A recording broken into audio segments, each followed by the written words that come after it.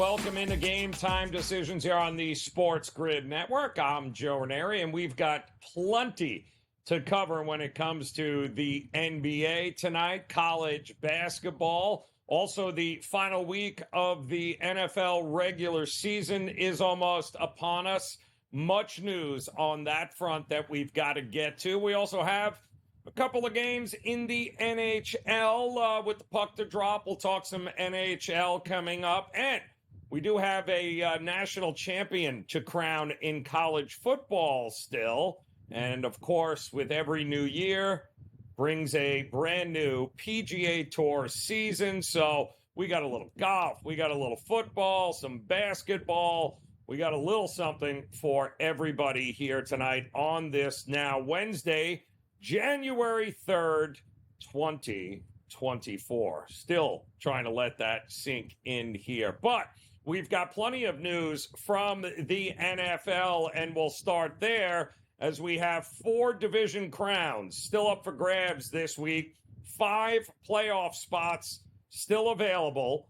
And, of course, trying to manage the injury reports are going to be even more important in this Week 18, especially in all of the big crucial games coming up here in a couple of days. Injuries are absolutely worth monitoring all throughout the week. Also worth monitoring what's going on with some of the teams that, well, quite honestly, have nothing to play for. For instance, we are getting multiple reports that Kansas City, the Chiefs, and Andy Reid, which I believe, as far as I can throw Andy Reid, because as long as Andy Reid has been coaching, Andy Reid in these spots has never told the truth. As we welcome in our radio audience here on this Wednesday, January 3rd. Happy New Year. Joe Raineri here, Game Time Decisions on the SportsGrid Network, getting ready for a big night of college basketball, big night of NBA.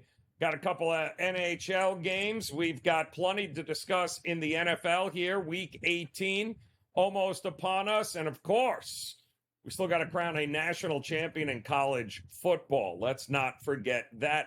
We got some new line movement in that Michigan and Washington national championship game coming up on Monday.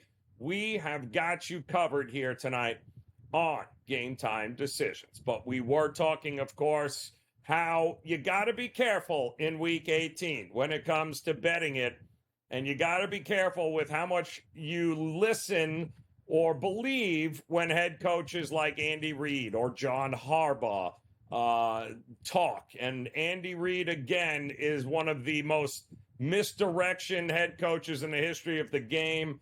You do not believe Andy Reid when he tells you, like he did earlier today, that he plans on resting some, if not most, players against the Chargers this Sunday. Now, they are locked in to the number 3 seed here. They won the AFC West, although barely. But there is not a whole lot to play for. But some of the other games will decide this week as to, well, who would the Kansas City Chiefs be playing? Could it be the Dolphins? Or could it be, who knows, the Texans? Who is it that might be playing the Kansas City Chiefs? And I think at this point, the only thing they care about is that it is not the Baltimore Ravens. But Andy is telling us, no, Patrick Mahomes. What does that mean? Well, that means Blaine Gabbert is going to get the start here. He has appeared in one game, I believe, this year, his first with the Kansas City Chiefs. He had great numbers, too, I believe. 31 yards, 2 interceptions, quality game. But really, his whole career has been quality since 2011, just under 10,000 yards, 51 touchdowns, equaled by the 49 interceptions he's also thrown out. So I would be a little cautious, though, with Andy Reid and buying the idea that nobody's playing. John Harbaugh also gave us that same spiel about, well, we'll have to play it. We'll see what happens here. Keep in mind here that while, yes, it may not affect what's going on for them, like the Ravens, who have solidified the number 1 spot, this is the Steelers we're talking about. So while, yes, you already have a bye, and also this year in the new format, don't forget the bye means get an extra couple of weeks off. So I'm not sure that Harbaugh, who prides himself on taking every preseason game seriously, and he has admitted that, yeah, winning is a culture. We'll do everything we can. We don't play games to lose. We never play games to lose. Winning is contagious. I find it hard to believe that a guy that has set the record for the most consecutive wins in the preseason, games that truly mean nothing, would somehow or another just punt when he has an opportunity to beat his arch rival, the Pittsburgh Steelers. If this was literally any other team the Ravens would be playing in Week 18, I might tend to think that, well, we'll probably not see anybody of any value. But this was the same spot they were in back in 2019. They did rest the starters in that final game, but don't forget that was when the 1 and 2 seeds ended up having rest, having that bye week, and they had extra rest. This year, it's only the number 1 seed. So I don't know. It didn't work out for them in 2019, by the way, is because the next game they ended up getting bounced by the Tennessee Titans. But you gotta wonder here if we won't see more than just a couple of snaps from Lamar. Will it be, will any of the offensive starters, will Odell Beckham and his complement, will, likely will he be out there? I got to tend to believe there are going to be snaps and plays from the starters, a lot of starters, by the Baltimore Ravens. I do not, under any circumstances, seeing Harbaugh just rolling over for Tomlin and the Steelers to say, yeah, no problem, go ahead, kick us down, we're good, we're going to be good to go. It's a heated rivalry, not buying it here, but you got to be careful. It's one of the big rules of handicapping Week 18 in the NFL. Do not assume a team won't try. The idea that Mike Vrabel, for instance, will just not care about winning a game because his team has nothing to play for, no postseason. Did anybody catch the Vrabel interview after they lost embarrassingly over the weekend to the Houston Texans? Does Mike Vrabel strike you as a head coach that thinks he cares about draft stock or where they might land? No. Don't assume a team is not going to try under any circumstances.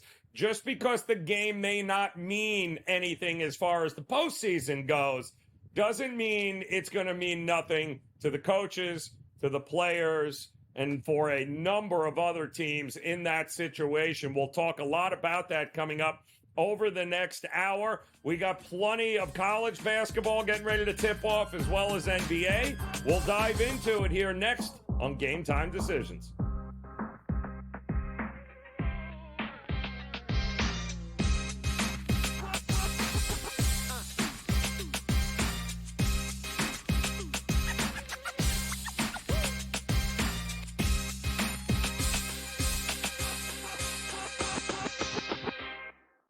Quarterback at quarterback. We're going to lay some juice. We're going to have some dog prices, and we're going to go right in the middle. Because I don't know what they're doing. To me, they're in a complete rebuild, Kev. Go run, run, run. That's where overbackers on this 51.5 shot. So right now, he's a little bit more over money, but it's hovering right around. The winner of this game will be the division favorite. I don't care if they win, because all we care about is the money, baby, the money. Pro Football Today. It's smarter to be on SportsGrid. The Bostonian versus the Book. 56% is really good. Anything close to 60 is retirement level stuff. So there's way more people on the lower side of that. You have to learn how to manage that. This is a game of give and take. I mean, or come in quick and hit them and get out. The Bostonian versus the Book. We spent all offseason where the NFL said, hey, just so you guys know, running backs don't matter. If we then this year give the MVP to a running back, The irony. I am disappointed that they lost to FAU. because secretly I don't really like this FAU team very much. I don't know. They're just not for me. And now they've completely legitimized the Owls. Game Time Decisions. Only on SportsGrid. North Carolina, we've got new sports books operating for licenses, and a lot of news always coming out of there. One of the fresh sports betting states. Well, they're a little behind the ball there, so I don't know if they'll be at the starting line in North Carolina. But yeah, a really interesting mix of applicants this early on so far. Newswire. Only on SportsGrid. SportsGrid. Your 24/7 sports wagering network. Fantasy sports today. They were saying there's no way he could not possibly do this. He won't hold out. Pro League Soccer powered by Marca. Scoring teams in the league. They have 80 goals so far. College football today. The Hawks team total in the first half is 0.5. Pro football today. Interesting props in this game, but I would be cautious laying this number here with the Houston Texans. In-game live all access. The NFC in terms of these wild cards and in terms of the playoff picture. In-game live, prime time. Rich, I don't know, man. This has just been one of those games that doesn't make a lick of sense. In-game live, overtime. You want to give you over 3-1 on a pretty good team. It's hard not to take some flyers. Football full circle. Well, NFL officials stink. They always will stink, and they'll always ruin the game. Yeah, that's just part of what it is. It's smarter to be on SportsGrid.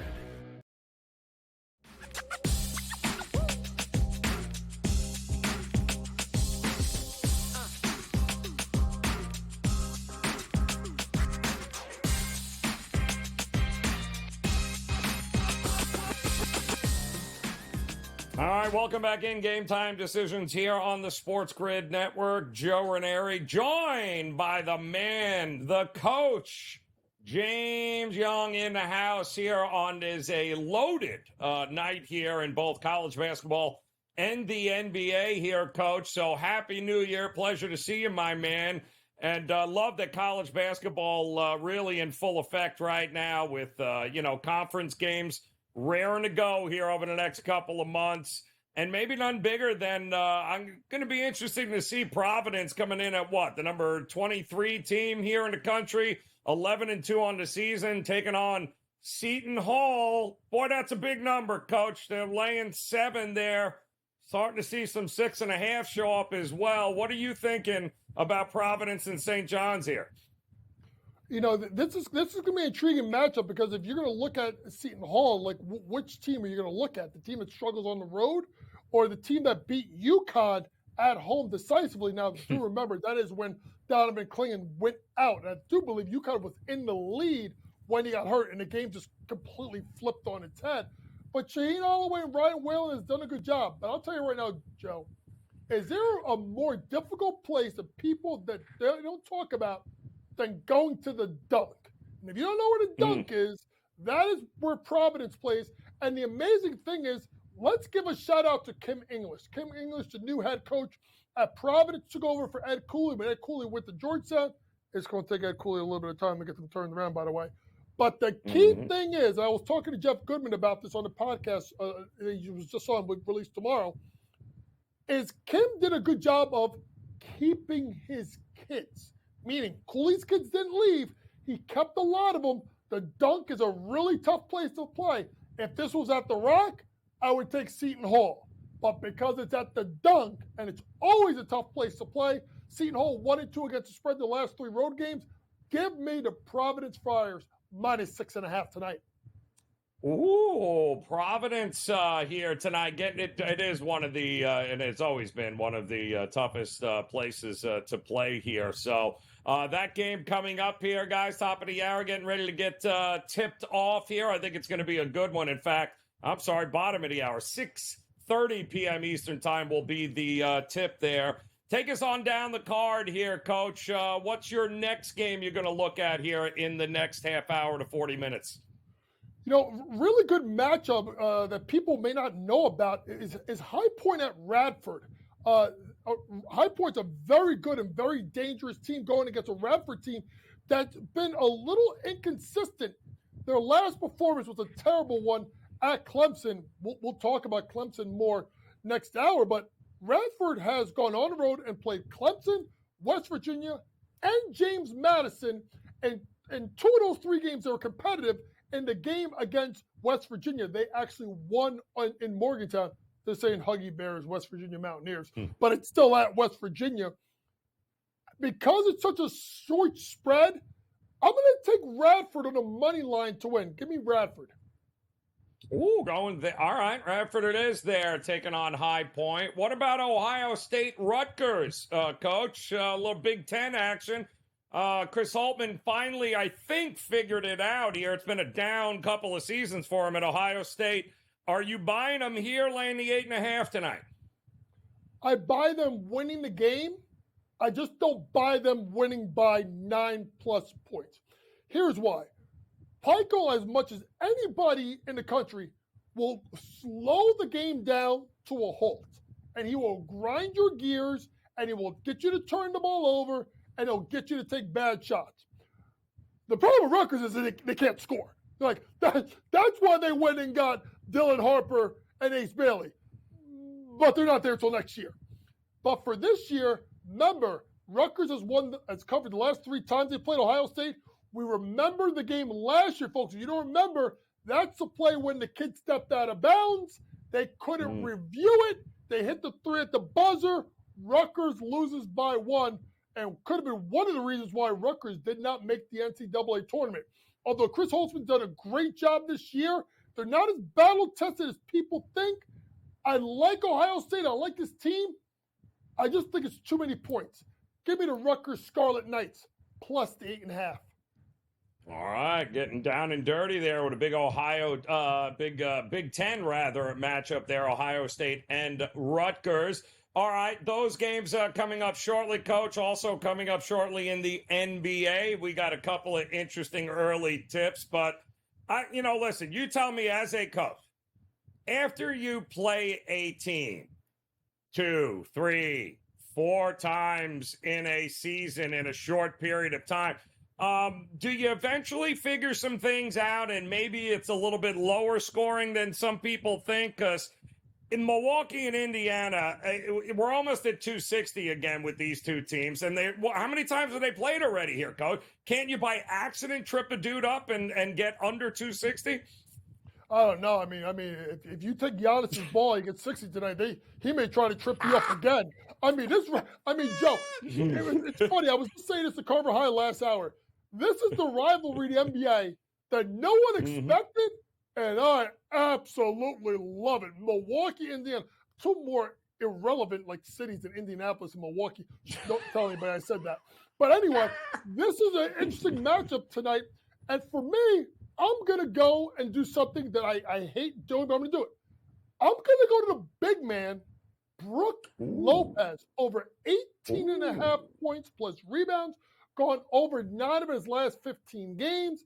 He has gone over 5 out of the last 7 versus Indiana, and the games he's gone over, 25, 21, 29, 24 this year. His 3 and 9, the ones he missed, and then 26 2 nights ago. Stretch 5 has the rebound versus one of the better rebounders in Miles Turner.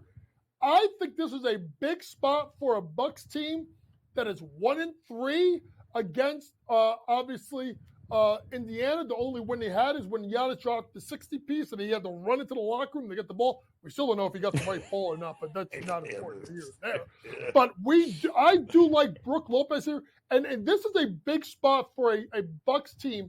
Let's be honest, Joe. They struggle to defend quick guards, especially point guards. Halliburton, Brunson have both torched them this year. I don't know if they get enough stops, but I think they get the win, and I like Brook to go 18.5 points plus rebounds. Yeah, they can't. Well, it was a matter of time, I guess, before Milwaukee started to regress a little bit from the 3-point shots. I mean, that's kind of been their issue here lately. If you keep chucking them up, eventually, I guess they'll fall in or not fall in, but should be a fun one here tonight. The only other early game, I think, before 8 o'clock we got here, Coach, in the association we'll cover the later games coming up here is the Wizards and Cavs. Did you like anything in that one? I did not like Wizards Cavs, but I think one other game that's going to tip off before 8 o'clock is Oklahoma City Atlanta. Ooh. This is an intriguing matchup of an Atlanta team that's god awful defensively versus a team in Oklahoma City that's going to push the pace. It's 248.5. I think it actually may go over, but the play I like, DeJounte Murray over 4.5 assists seems low. He's missed it 4 straight games, hit it 56 out of 80 last year, 19 out of 32 this year. But like I said, missed it 4 straight. 6 assist game earlier this year versus Oklahoma City. If we get points and we get a ton of possessions, that's more opportunity for DeJounte Murray to get assists. The games he missed it, 4 against Memphis, Chicago, 3 Sacramento, 3 Washington. This is a big spot for him tonight. DeJounte Murray, over 4.5 assists. Expecting to get it going. Second of a back-to-back there for OKC and a war last night against Boston. Should be an interesting one, but man, oh man, not great for Atlanta so far this year. All right, Coach, get out of here. We'll see you again in an hour. Talk some late-night basketball. Game Time Decisions continues here on the Grid.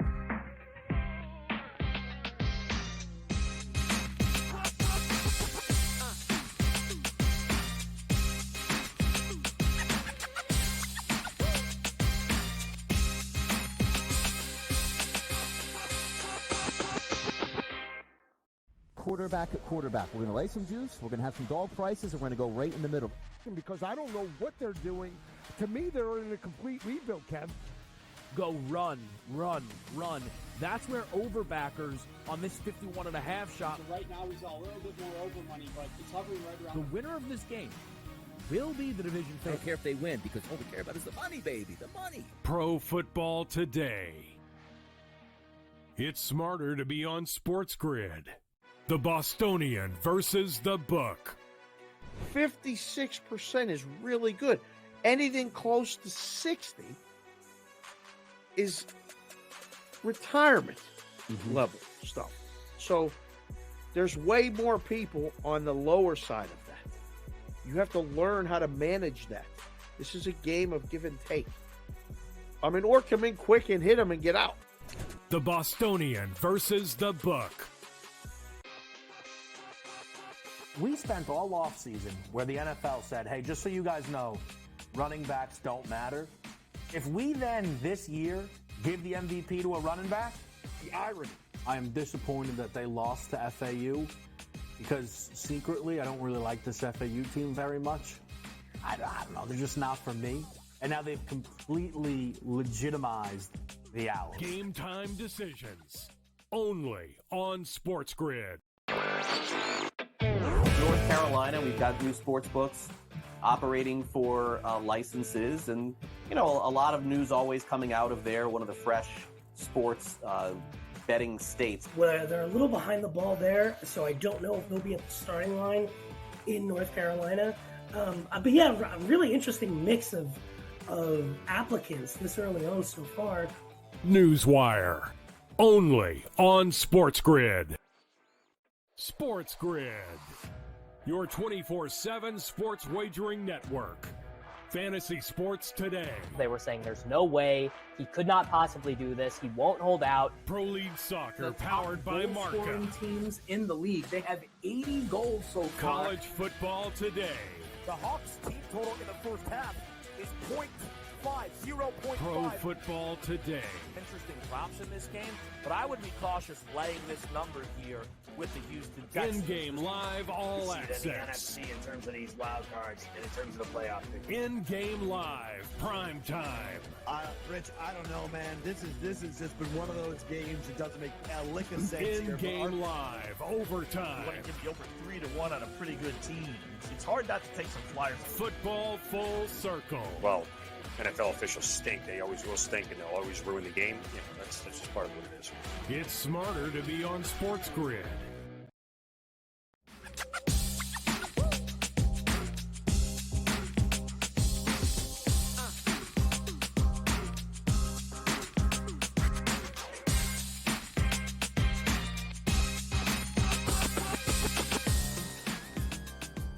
All right, welcome back in. Game Time Decisions here on the Sports Grid Network. Can't believe it. 2024 is here. And like we had said, not only is it a new year, but it means it's a new PGA Tour golf season as well. And looking forward to getting that first tournament up on the tee box here shortly. And who better than Brady Cannon to dive into some golf with this great tournament.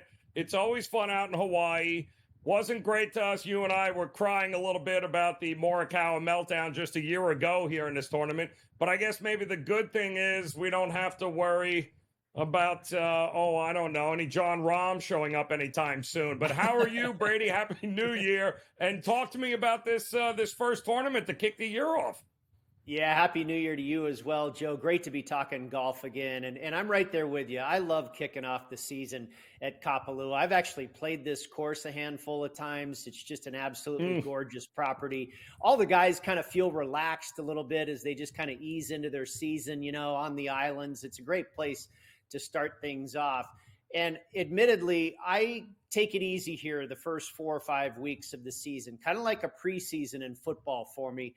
Out of the gate. I don't risk as much. I don't make as many bets.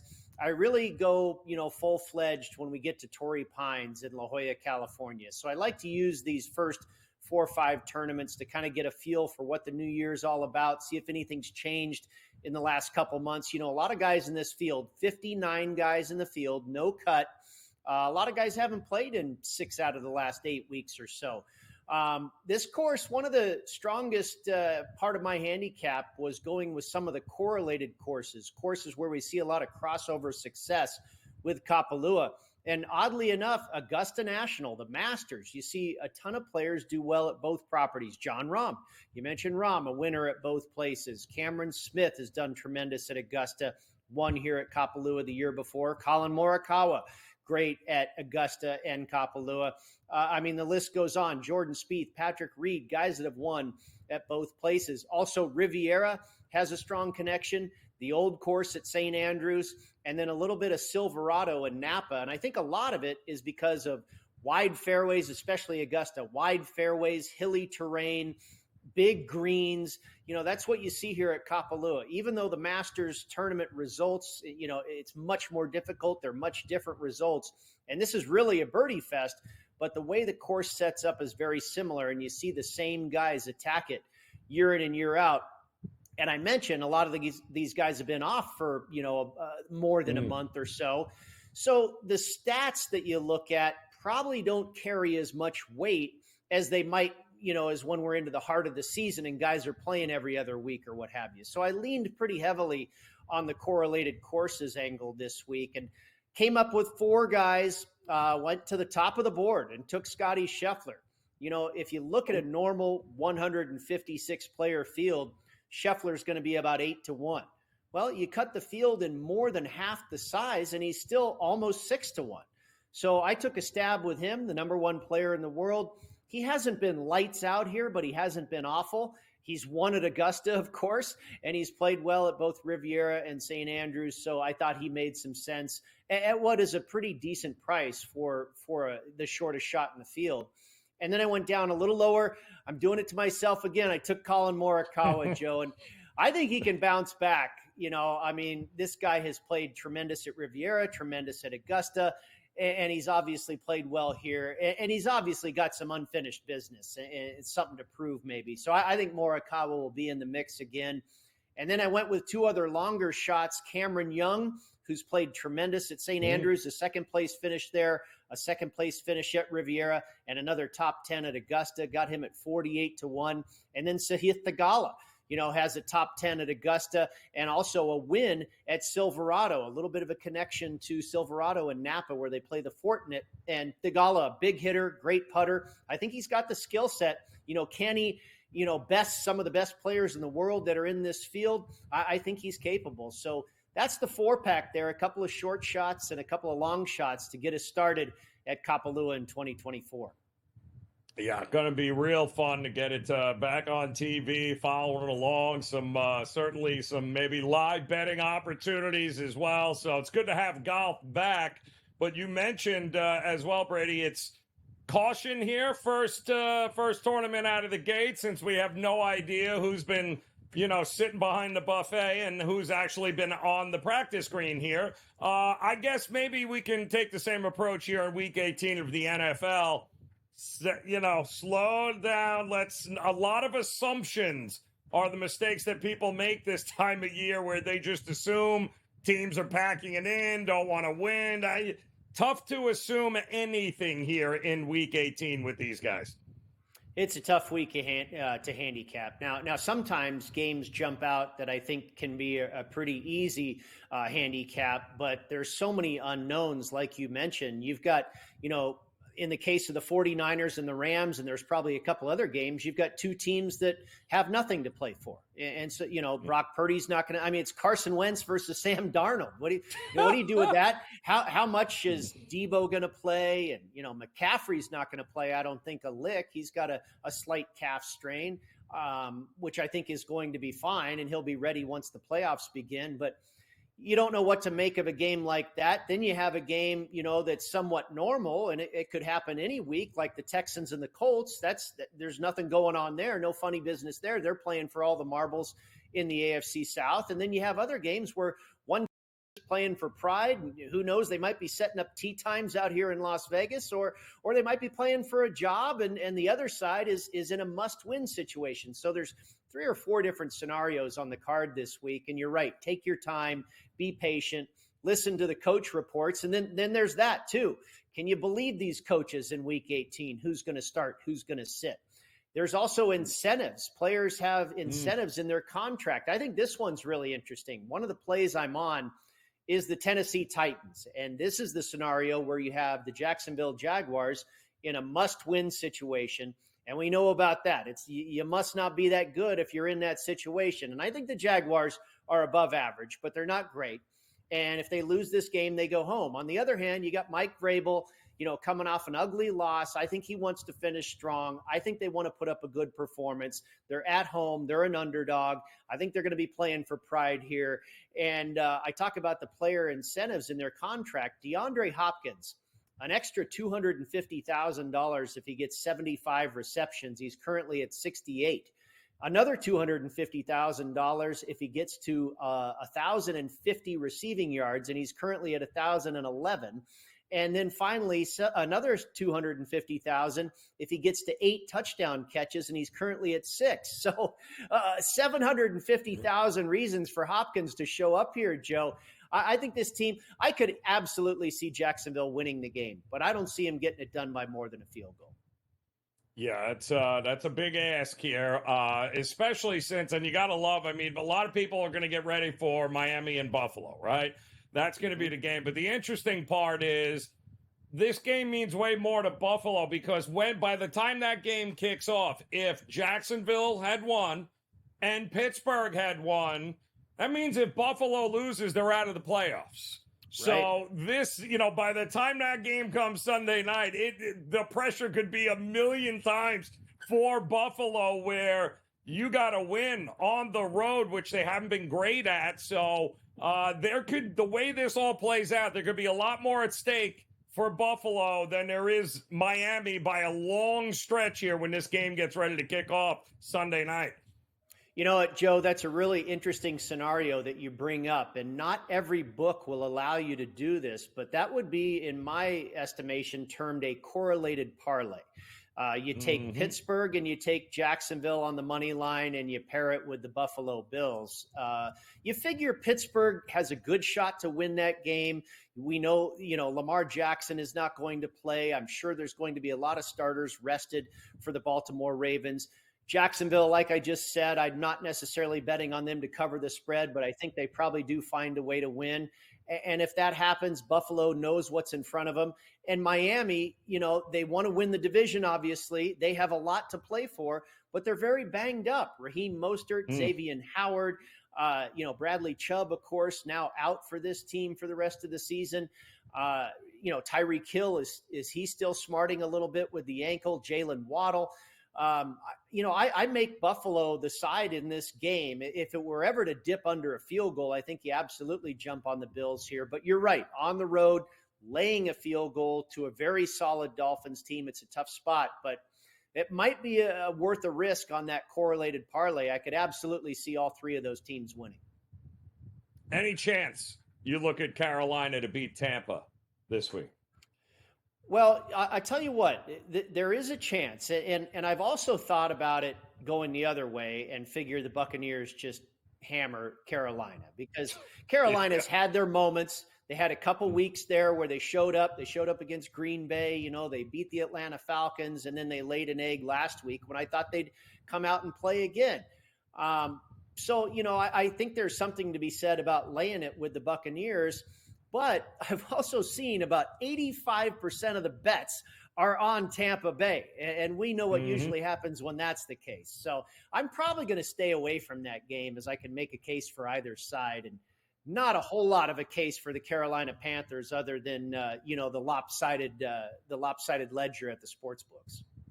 Yeah. Well, let's see how many of the Carolina Panther fans get drenched when the owner throws a drink on them when their team fails to score there. Brady Cannon, a pleasure, my man. Good luck with the plays this week. Game Time Decisions returns after this.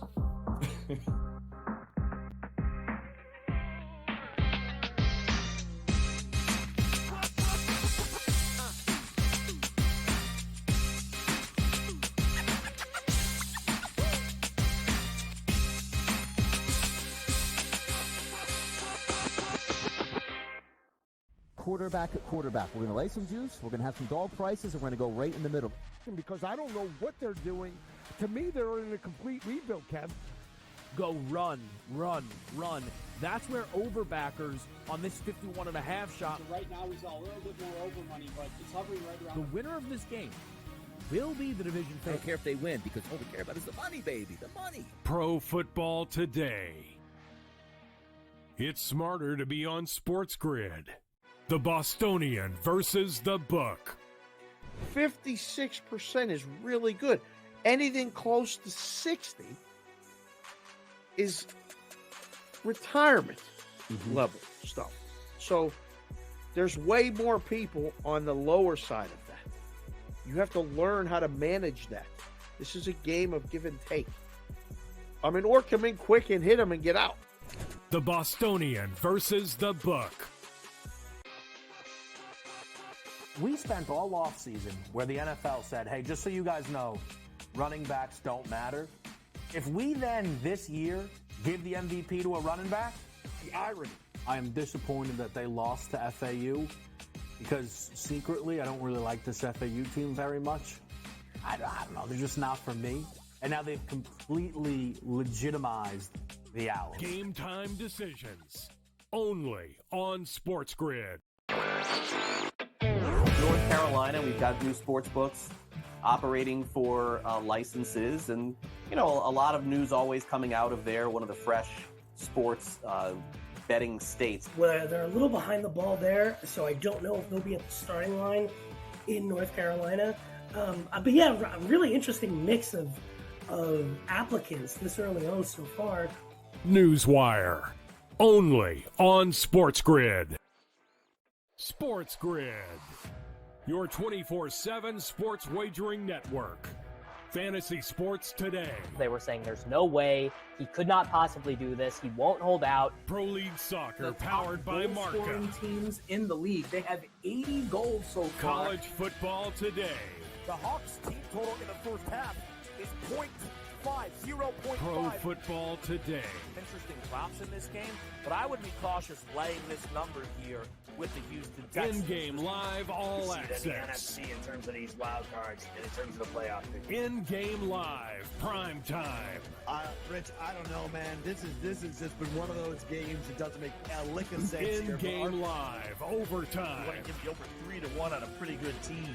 It's hard not to take some flyers. Football full circle. Well, NFL officials stink. They always will stink, and they'll always ruin the game. That's just part of what it is. It's smarter to be on SportsGrid.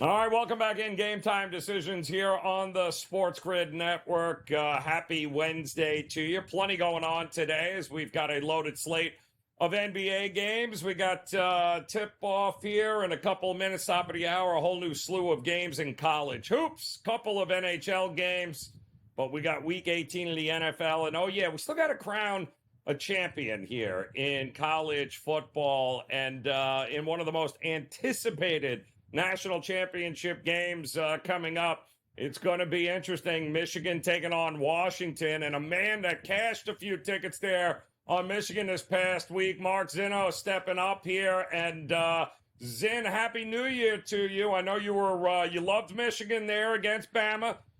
It worked out. It was finally two quality semifinal games were great. It makes all the other crap we had to endure all bowl season worth it, because if I have to watch Iowa play football one more time, I'm going to throw up. But they get it done. Not a whole lot of craziness with the line movement here. What were you thinking when Michigan won? Who did you think they would be playing? Were you big on Washington, or did you think maybe Texas was going to be the opponent here? Well, for me, it was Washington or pass, and I wasn't going to step in front of Washington again, a team that I had faded for 2 months straight just because they were laying these huge double-digit numbers, and it didn't, they weren't that much better than everybody else to be laying double digits. That said, it's hard. It was hard to step in front of them getting points there, so I wasn't really, somebody who had a real feel for that game one way or another. So I get to sat back and watch it really. Pretty stress-free for the most part. I was rather surprised that Texas's defense didn't play better. Like, they had a considerably better defense than Washington, and it just felt like they never really were able to get in a position where they could slow down Washington's offense. Remember, they got a free touchdown off a punt fumble. That was, one of their scores came off of that if that guy catches a punt, they might not score that touchdown. The game might not even be that close. So I was also kind of surprised, and I don't know if I should be because it's Steve Sarkisian, and I don't say that necessarily as a pejorative per se, but he's kind of come up small in some of these big moments. But you got a bottom 20 pass defense in the country, and you didn't unleash Quinn Ewers until the second half. Like, I get that you were moving the ball on the ground, but, take advantage of what the other team doesn't do well, and that's defend the pass. And I just, thought it was a little bit questionable that they didn't try to get these guys and take more shots down the field against a pass defense that had a lot of holes in it. So I think that probably did that to their detriment. In reality, again, they were never really behind by more than one score, so they didn't necessarily have to sort of push the pace. But that aggressiveness, I think, that served them so well and got them to where they were was sort of on reserve in the semifinal. Yeah, and of course Johnson, the running back for Washington, questionable here with the injury in the second half in that game, which is not great for Washington. But I got to believe, if we're thinking, the thing that stuck out to me when this line opened up, I'm like, in what world is a Michigan game hitting 55 points? Like, what? It's if you like Michigan, you got to be looking at the under, because Michigan's not going to want to get into a firefight with Washington under any circumstances. They're going to want to hold the ball. They're going to want to grind that defense down and take advantage that way. I don't see how the hell we're getting over 55.5 points in this game. Well, let me present this to you. From a game script standpoint, like, if I'm Michigan, what I want to do is get out to a 2-score lead and then be able to grind the pace down. But they're not going to be able to get out to a 2-score lead if they don't push the pace early on and score. Like, I would argue this, Joe, that as much as you don't want to get into a shootout with Washington, I don't think a shootout is possible given Michigan's defense. However, if Michigan is only scoring 20, 23 points in this game, I don't like the position that they're in. Like, the last thing I want if I'm Michigan is to have a 1-score lead in the fourth quarter of this game with Washington having the ball, getting a chance to move down the field. Like, I don't know if that serves Michigan well to be in a low-scoring game, because that means generally it's going to be a 1-score game, unless somehow it's like 17-0, and I don't think you're shutting Washington out. Like, you could slow them down, but you're not going to completely shut them out and shut them down. So I would tend to think here that the over actually favors Michigan getting closer to 30 and keeping Washington in the low 20s. And I think that's the game script that they want to play here. If it's a low-scoring game, that means Michigan is not scoring, and that's going to be a problem, because if you want to beat Washington, guess what? you're going to have to put up points. Like, that's just the reality. Like, I don't think Michigan can win this game 20-13 or 20-17. That's not a game script that makes sense to me because Washington is, as much as they have problems on the defensive end, they're still going to be able to get theirs. And if you can't take advantage of this Washington defense, if you can't move the ball down the field on a bad Washington defense, things are going sideways for Michigan. So I would tend to think it's the opposite here. I know that we always say the over and the favorite go together, the dog and the under go together, but in this case, the favorite being Michigan in a high-scoring game, or at least getting somewhere to 50 where they're winning this thing 30-23, 30-27 kind of looks a lot more of a viable option here to me than necessarily a game that stays under the total. And special teams are going to be very interesting in that game as well because, somebody's got to catch a punt or two, and somebody's got to make a field goal. I mean, they didn't want to kick a lot of those there, Washington, in the game against Texas because they didn't have to. They just converted everything into a touchdown. But if this defense is as good as advertised, without a running game, Washington might very well become very one-dimensional. So it's going to be interesting to see where it lands, number one, before kickoff, because I don't think we've seen the crazy line movement just yet. I do think that the money will become rolling in as we get a little bit closer. And heck, Harbaugh and Kalen DeBoer, which is hysterical about this, is they're going to be conference partners next year. They're going to be playing each other in the Big Ten, which is about as crazy as it gets here. I'm still on not being able to wrap my head around what is coming up in the Big Ten there, and thinking that Washington and Michigan are going to become a rivalry is kind of crazy, but I guess that's how it happens here. What are we doing week 18? Did anything stick out to you here in the NFL? Any particular games you were looking at? Yeah, let me just add one more thing here on Michigan. Here's the one of the part of the game script that, for me is the biggest concern. And I laid 3.5 Michigan. I jumped on it right away because I think the line was short.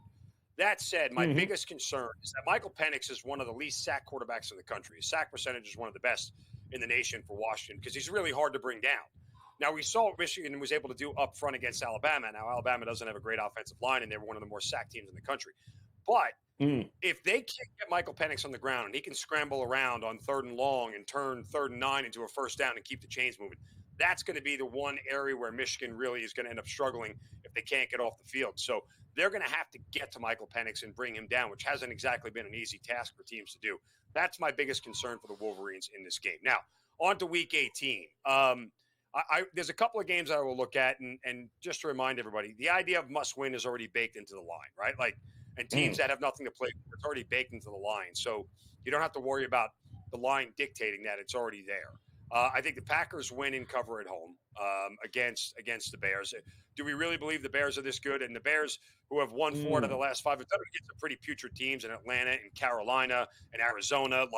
This is not exactly a Bears team that I believe goes out there and is better than the Green Bay. Green Bay, went on that big run because their defense played well, and then they stunk it up for 2 weeks against Tampa Bay and the Giants, and they fell back to the pack here. But their defense seems to have come on in the last couple of games, and I think that's actually going to get them done and get them to a playoff spot. The other game that I'm looking at right now, believe it or not, is the Dallas Cowboys over the Commanders in the first half here. There are 7s out there. I won't lay 7.5, Jake. Remember, Dallas, again, obviously they win this game. They win the NFC East. I think there's a propensity for them to let their foot off the gas pedal late, especially if they want to start pulling their guys and they're up big. And you have playing against reserves like you do in a preseason game. But Dallas knows they got to get out to an early lead. They're one of the highest scoring teams in the first half, one of the highest scoring teams in general in all of football here. Give me Cowboys -7 in the first half to take an early lead here against a Washington team that I don't think is all that interested in anything but getting the number 2 overall draft pick and securing it for purposes of, hey, either we're going to trade this thing away for major capital or we're going to go out and select the next player that we need to help rebuild our franchise, because for all accounts right now, they're cleaning house in Washington. Everybody's getting fired after this game is over. So it wouldn't surprise me if there was a mandate from above that basically said, hey, don't win the game. Don't look like you're trying to lose the game, but really don't win the game kind of deal. So if that's a thing we believe that happens in the NFL, with a new owner and a guy who wants to reestablish his franchise, yeah, it wouldn't shock me if the mandate came from the ownership saying, do not win this game. Absolutely do not win this game. Like, hey, we're not going to start our best people in this game here. We'll take our veterans will get the final week of the regular season off, and we're gonna mail this one in. So did you, it's an interesting scenario we were just talking about Sunday night with Buffalo and Miami, kind of, winner wins the AFC East. We'll get, looks like the number 2 seed. But the problem is, if Pittsburgh wins and Jacksonville win, then Buffalo has to win because they won't get in if they lose to Miami. So it could very well be for all the marbles there for Buffalo here. Were you leaning one way or the other, or do you think there's no way Steelers and Jacksonville win regardless? Well, the Ravens will not lay down for the Pittsburgh Steelers. That is absolutely not happening. John Harbaugh is not walking into a game against the Steelers and saying, go ahead, you guys have this one. We don't need it. I remember last year, week 18, they started Tyler Huntley. Remember all the consternation about Lamar Jackson. And they almost went out and beat the Cincinnati Bengals in Cincinnati with Tyler Huntley. So this is not exactly a team that is unfamiliar with the idea of, hey, we're going to start our backups, and yet we're still going to be really close. And oh, by the way, in case anybody hasn't noticed, Pittsburgh's and their offense is bad. So the Ravens don't necessarily have to exert a lot of force to keep this game close and make it competitive for 60 minutes. So they're not laying down. And Jacksonville isn't exactly a lock to go into Tennessee and win a game. Tennessee hasn't won a division game yet this year.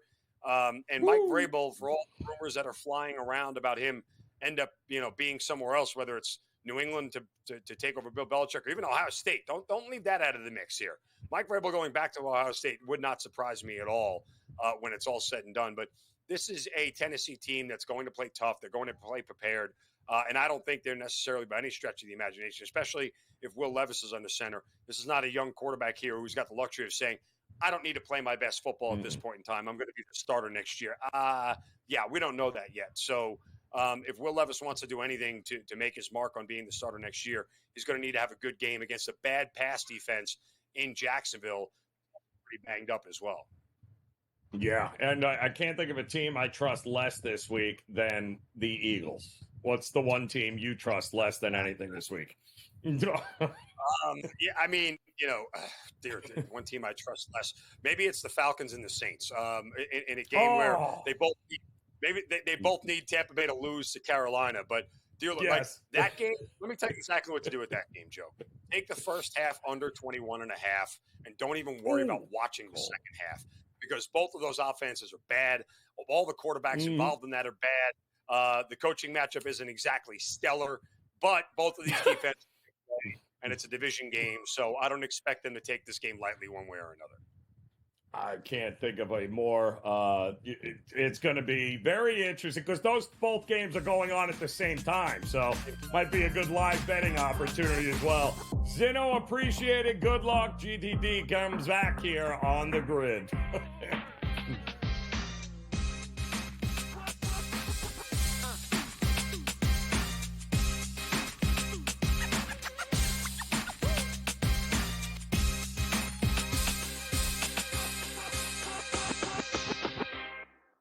Quarterback at quarterback. We're going to lay some juice. We're going to have some dog prices, and we're going to go right in the middle. Because I don't know what they're doing. To me, they're in a complete rebuild, Kev.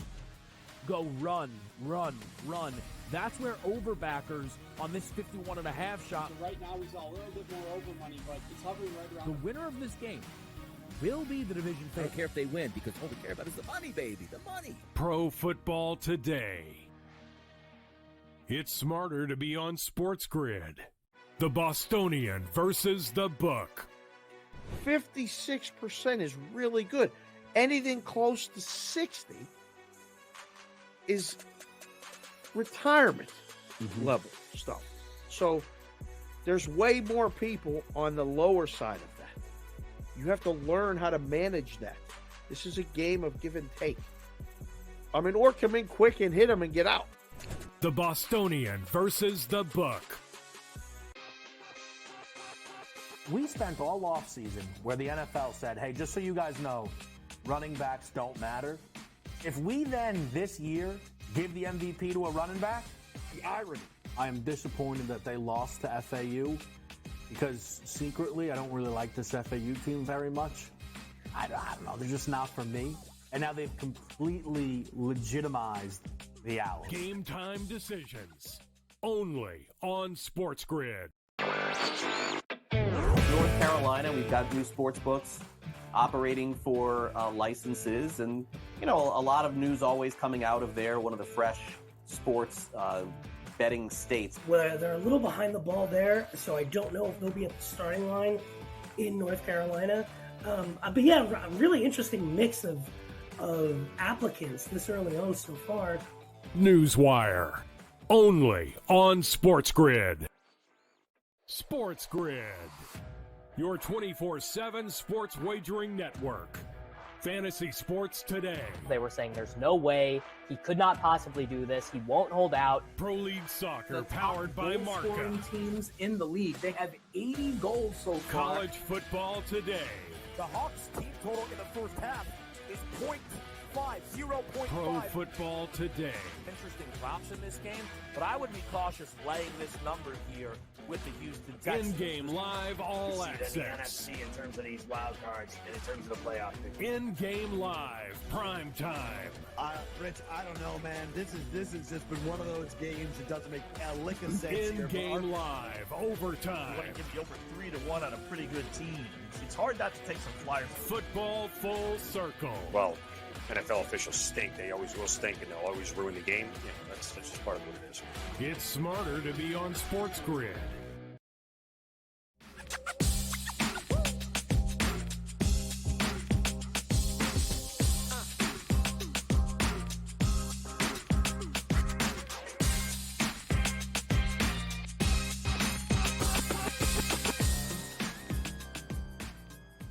All right, welcome back in Game Time Decisions as we look to wrap up this first hour here on the SportsGrid Network. Much still to come as we get ready for opening tip-off in a number of college basketball games. Some big matchups here tonight, as usually the first of the new year is a good indicator on how college basketball will eventually take over the world right through March, and some great matchups coming up here tonight, including the University of Miami hosting Clemson tonight. Big problems with injuries for the University of Miami, and Clemson, man, they could very well be the team to beat this year in the ACC. That's a big matchup here tonight. And that is just about a pick-em price right now. We're seeing Clemson at -1 as they get ready to tip off just after I believe 8 o'clock is when that game is coming up. 155 is the total there. Both these teams are not afraid to shoot the three.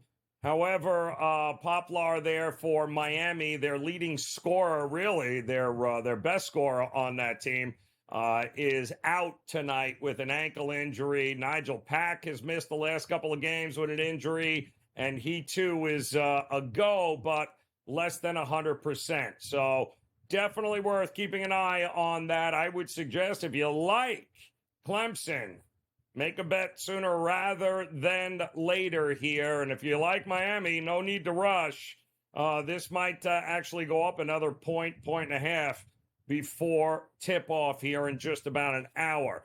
Not only Clemson, we got some Big East action going on right now, too, with Seton Hall and Providence. Providence up 22-16 at home with about 7 minutes to go in the first half. So some great college hoops action. We got a couple of games tipping off in the NBA, and we've got you covered all hour long coming up. We'll give you some more best bets. We'll talk a little NHL as well as Game Time Decisions continues on the grid.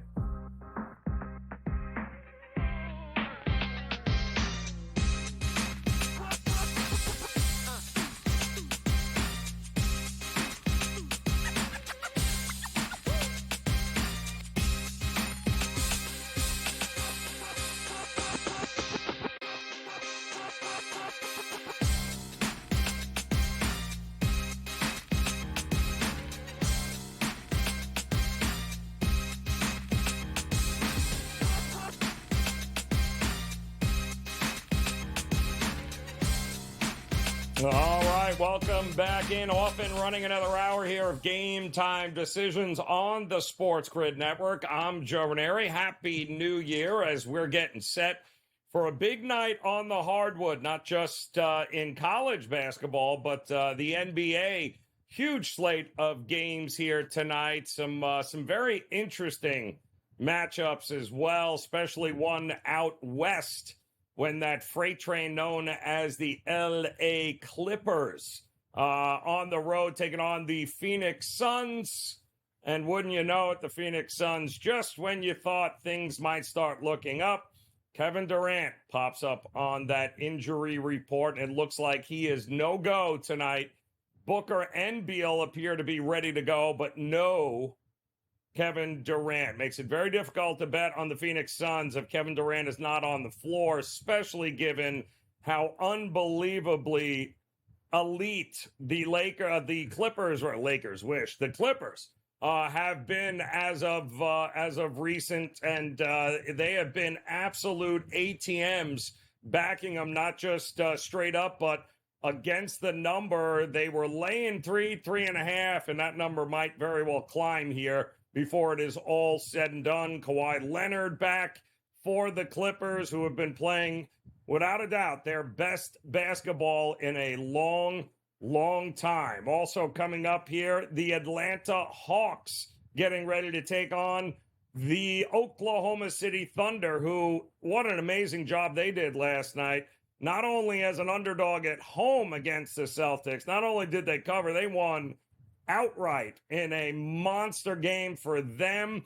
Could not be more impressed with what we're seeing from this Oklahoma City Thunder team. 127 to 123, last night, with Porzingis and SGA leading the way for scoring.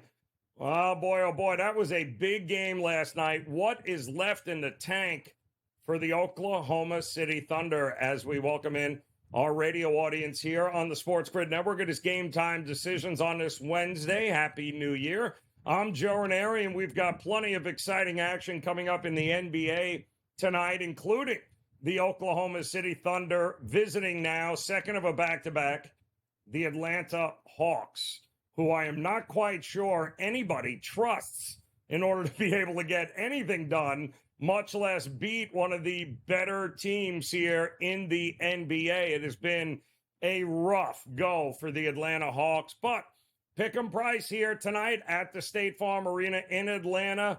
+1, actually, now I am seeing. So they're going to be a slight dog here tonight with the total of 248. That is coming up at the bottom of this hour. I would look towards maybe OKC in the first half. If they're going to have an issue because of the back-to-back and because of the Boston Celtics battle last night, it in all likelihood is going to take place in the second half, where we might start to see the legs get a little more tired. And that is where I would look to back OKC here tonight. At a pick-em price, I'll take them early here, maybe to have the lead in the first quarter or even the first half. We're waiting for the tip-off here between the Milwaukee Bucks and the Indiana Pacers. 257.5 is what this total is. Listen, I get it. I can't think of two teams that are less likely to actually play defense than the Pacers and the Bucks. But at some point, familiarity has to play a role here. These are two teams now that have battled already to start the season. They met again in the in-season tournament there. The Pacers have been dominating this series, and the Bucks have had all sorts of issues with beating them. However, again, 257.5 points for teams that know each other. There are no surprises here. And if the Bucks can ever figure out a way to actually play defense, they might be much better off here, certainly in the futures market, and maybe even worth betting down the road for a championship. But I do not trust the Bucks here to go on the road, by the way, and they have not been great on the road at all, but they are laying, I believe, 3.5 right now. So that is a game I'm going to be keeping an eye on all hour long. The Cavs taking on the Wizards. Cavs still dealing with a whole bunch of injuries, but it doesn't matter. they're still laying almost 10 points against the Wizards. And then, of course, a little bit later, we're going to be talking some other games. Pelicans, Timberwolves, also going to be an interesting game tonight. Can the Grizzlies get back on track here at home, taking on the new look Toronto Raptors? And how about the New York Knicks? So far, so good with their over the weekend trade that brought a little more defense to the Knicks and maybe a little more consistent perimeter shooting, and it worked well for the Knicks so far with Anunoby there in Madison Square Garden. But tonight, they're laying 9.5 against the Chicago Bulls, who I believe played one quarter of basketball last night, and that was all she wrote, as the Sixers, I believe, scored more points in the first quarter than in the history of the franchise, or at least this all in the NBA all season long, I believe. It was an unbelievably epic bad night for the Bulls, and the Sixers welcome back Embiid with a beatdown of the Bulls. Now the Bulls have to regroup and head to the Garden, but I am not quite sure that I trust the New York Knicks to be laying almost double digits here, even against a banged-up Bulls team. But that is coming up at 8:30. We told you also about the Suns and the Clippers, and get ready for the Heat, the Miami Heat taking on the LA Lakers tonight. Lakers laying 6. Obviously, injury concerns. Shocker. Stop me when you've heard that before with the Miami Heat. Some questions about Jimmy Butler, whether he was going to go or not. He, in all likelihood, is not going here tonight.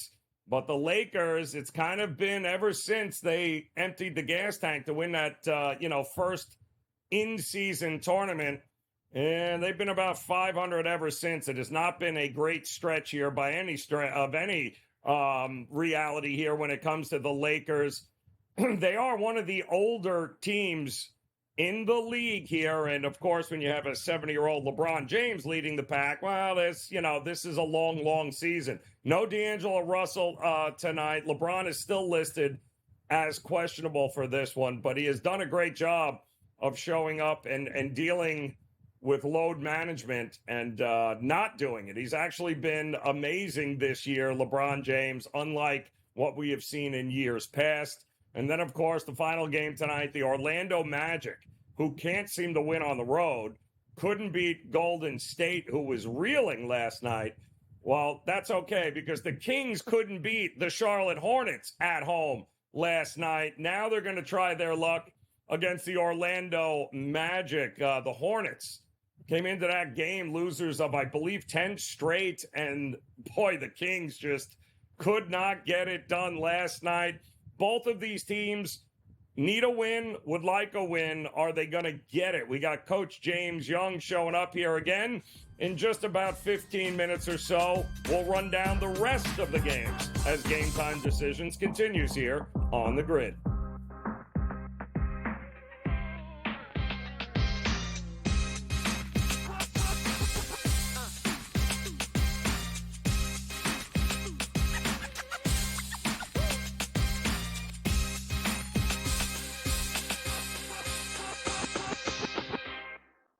Quarterback at quarterback. We're going to lay some juice. We're going to have some dog prices, and we're going to go right in the middle. Because I don't know what they're doing. To me, they're in a complete rebuild, Kev. Go run, run, run. That's where overbackers on this 51.5 shot. So right now, we saw a little bit more over money, but it's hovering right around. The winner of this game will be the division I favorite. don't care if they win, because all we care about is the money, baby, the money. Pro Football Today. It's smarter to be on SportsGrid. The Bostonian versus the Book. 56% is really good. Anything close to 60 is retirement level stuff. So there's way more people on the lower side of that. You have to learn how to manage that. This is a game of give and take. Or come in quick and hit them and get out. The Bostonian versus the Book. We spent all offseason where the NFL said, hey, just so you guys know, running backs don't matter.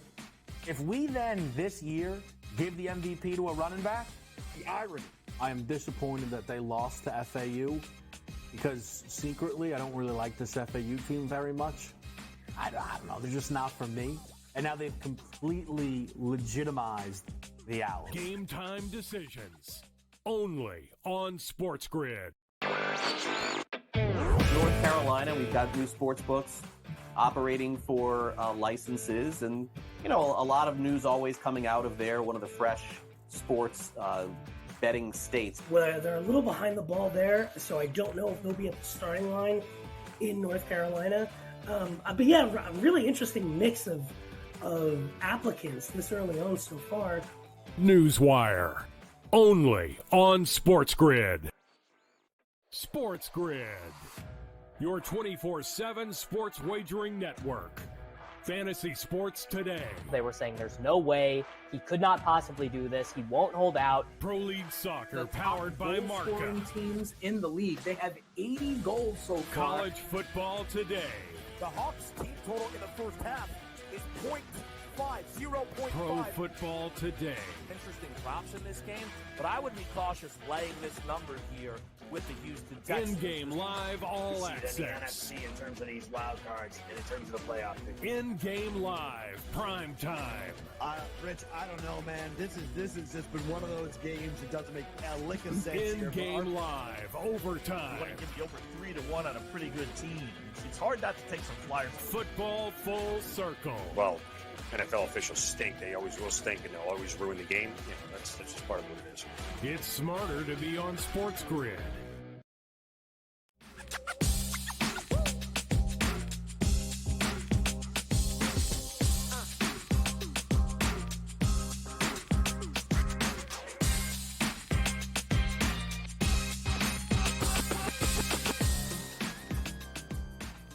All right, welcome back in. Game Time Decisions here on the SportsGrid Network. Joe Raineri. I am joined by our good friend George Kurtz in the house. Only called 2 games, I believe, on the ice here today. George, I did want to get, we'll cover both of these here coming up bottom of the hour. Jersey, the Devils, and Washington. We'll get your thoughts on that one as well as the late game. But I wanted to see, I haven't had a chance to talk to you. Happy New Year. So what did you think of the Winter Classic that we had here with Seattle and Vegas there, who I believe this was the first shutout ever in a Winter Classic? And who'd have thunk that of all teams, Vegas would be the ones getting shut out there? What did you think? I thought the place looked great. The atmosphere looked packed. The weather held up. What did you think of it this year's rendition? Yeah, I agree. Everything you just said there, right? The weather did hold up. It was great scenery. It was fun. It's a great TV event. Has some of the luster, gone offshore. It's not what it was, but still, we enjoy watching it. I did not see a shutout coming. I mean, you said it there. We're not even talking about the number one goaltender for Seattle, right? That's Grubauer, who's on the IR. That was Joey DeCord there who got the shutout. So good for them. But if you would have told me there was going to be a shutout on Monday, I'd have put a lot of money on Vegas. I think that they were the ones that, they and Logan Thompson were the ones that shut out Seattle. Seattle is playing a little bit better of late. I said, I still enjoy the games, and we're going to have a couple of outdoor classics in the New York area. I think the Islanders, Rangers, Devils, Flyers, I believe, are playing back-to-back games here. So they're still fun. I went to the Islander-Ranger one, what was that, 5-6 years ago? Not sure I've ever been so cold in my life, okay? That was a cold Sunday. Not going back anytime soon. Yeah, it was actually kind of cool with the roof open there in Seattle. They did a really nice job with it. Temperature in the 40s. Everyone seemed to win except for Vegas, who couldn't score. Tonight, though, we've got a Washington team getting ready to host the Devils. Devils, now we were just going over the schedule. Devils were one of the very few teams that didn't play last night. Washington had a great win over Pittsburgh 4-3. They held on to win that. Now they welcome in the Devils. 6.5 is a total. Washington at a nice plus price. But are we trusting Washington? Because you yourself have talked about how it's a little older team here, maybe. Maybe the second of back-to-backs is maybe not the spot to look to back them here. The bottom line is I don't know how the Capitals are winning games, and really nobody does. If you let's just say you came up with the service of the Sun and looked at the stats for Ovechkin's got 8 goals. Kuznetsov's terrible. All right. Backstrom retired. All right. Carlson's not the same player he was. There's nobody who's stepping up here. The goaltending, Kemper's got a goals against average over 3. You're like, how the hell is this team winning games? And really, that's what it comes down to. Now, I did wonder if maybe at the end of December here, the end of the calendar year last year, if it was starting to catch up to them. They were on a 4-game losing streak before they beat Crosby and the Penguins last night. Ovechkin and Crosby both scored in the game, by the way, for the first time since 2019 last night. So there's something for you if anybody had that parlay. I did not. So I think they're in trouble tonight. I do. All right. Devils did not play last night, so they're the fresher team. You mentioned it, and I completely agree. Washington's an older team, slower legs here. I think the Devils are going to wipe the floor at Washington tonight. I think they're going to win this game. Minus 176. All right, that's a tough price to pay here. Maybe you want to go on the goal line here and give up the goal and a half here. I like Jack Hughes to score tonight. You know, I'm toying with the idea of over 6.5 as well, Joe. Hunter Shepard, remember, back-to-back games. Charlie Lindgren, who's really should be the number 1 goalie for Washington, but is technically the number 2. He's out this week. Maybe he'll come back Friday. He's not playing tonight. Darcy Kemper played last night. Shepard playing tonight. Third-string goalie, Devils, goal scoring. And look, the Devils are also, I guess, technically going with their third-string goalie. Vanacek's been awful this year. They already sent down Akira Schmidt because he was awful this year. They're likely. Now, this wasn't confirmed before I came on the segment here, but Nico Dawes going tonight. The over 6.5 looks kind of pretty to me as well. You know, so I think, like I said, I think the Devils across the board here. I think they win the game. I think they win by more than a goal here. And I think Jack Hughes is going to score tonight as well. So, and you're right with Shepard, but Shepard beat the Devils earlier this year, I believe, in Newark, which is hilarious. Now he's got another crack at him. But this was the stat that blew me away, Kurtz. The Capitals are now this season 6-0-1 in the second game of a back-to-back. How is that even possible? How are they? I mean, is the regression's coming, isn't it? Isn't this the spot where we should say, listen, it's been a nice run, but they can't go 7-0-1 on the second of a back-to-back. They can't even score more than 2 goals a game. Now, I guess you can play games here, right? Shepard did beat him earlier in the year, but that was when the Devils were beat up, right? Hughes, yes. I don't know who was out at that point, but Hughes was out, Meyer was out, Hischier. They all had injuries here. That being said, I don't believe Meyer's playing tonight. Again, he's hurt again. All right, yeah. I don't think he's playing. Once again, game time decision. We'll see what happens here. So maybe Washington's catching you at the right time. Bottom line is this: Devils they've had 5 days off. All right, come on. Washington's 1-4 in the last 5. Everything's pointing to the Devils tonight. Which Washington probably will win. But if Washington does win, I'll be crying. Give me the Devils tonight. And we're being told that Meyer is indeed out tonight. So no Meyer. Give me the Devils. He's out.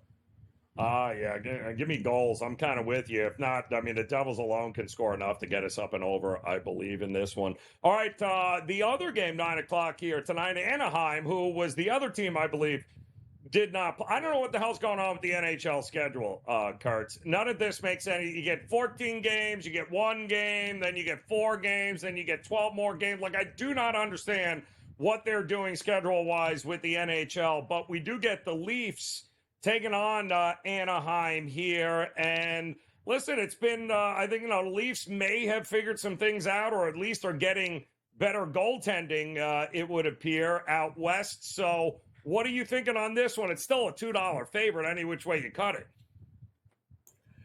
I really want to take Anaheim tonight.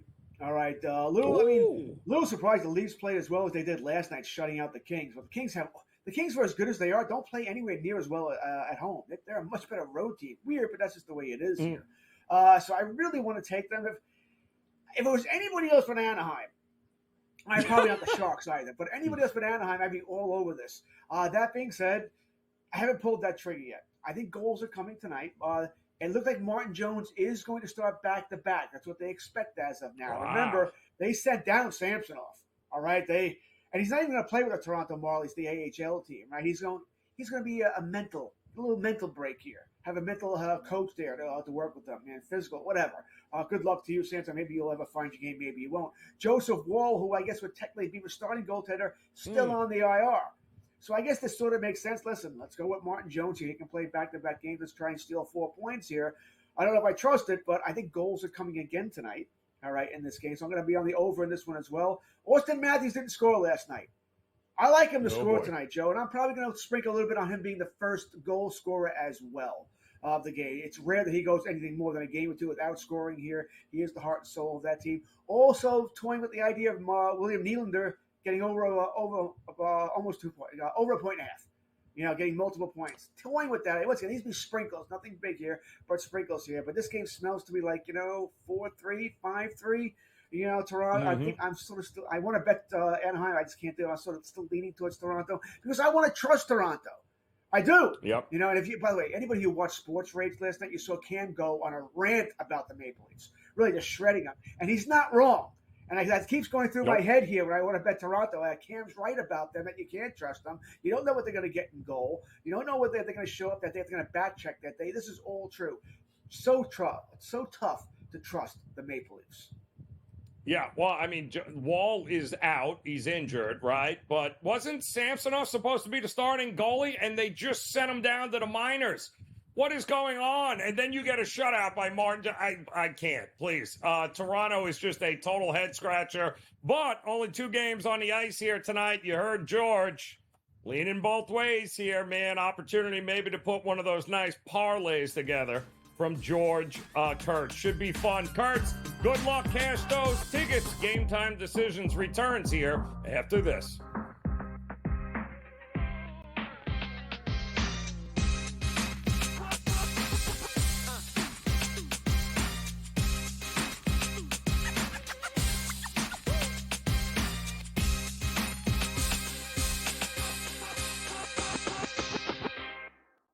Quarterback at quarterback. We're going to lay some juice. We're going to have some dog prices, and we're going to go right in the middle.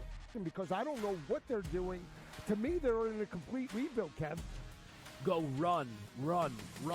That's where overbackers on this 51.5 shot. So right now, he's a little bit more over money, but it's hovering right around. The winner of this game will be the division I favorite. don't care if they win because all we care about is the money, baby. The money. Pro Football Today.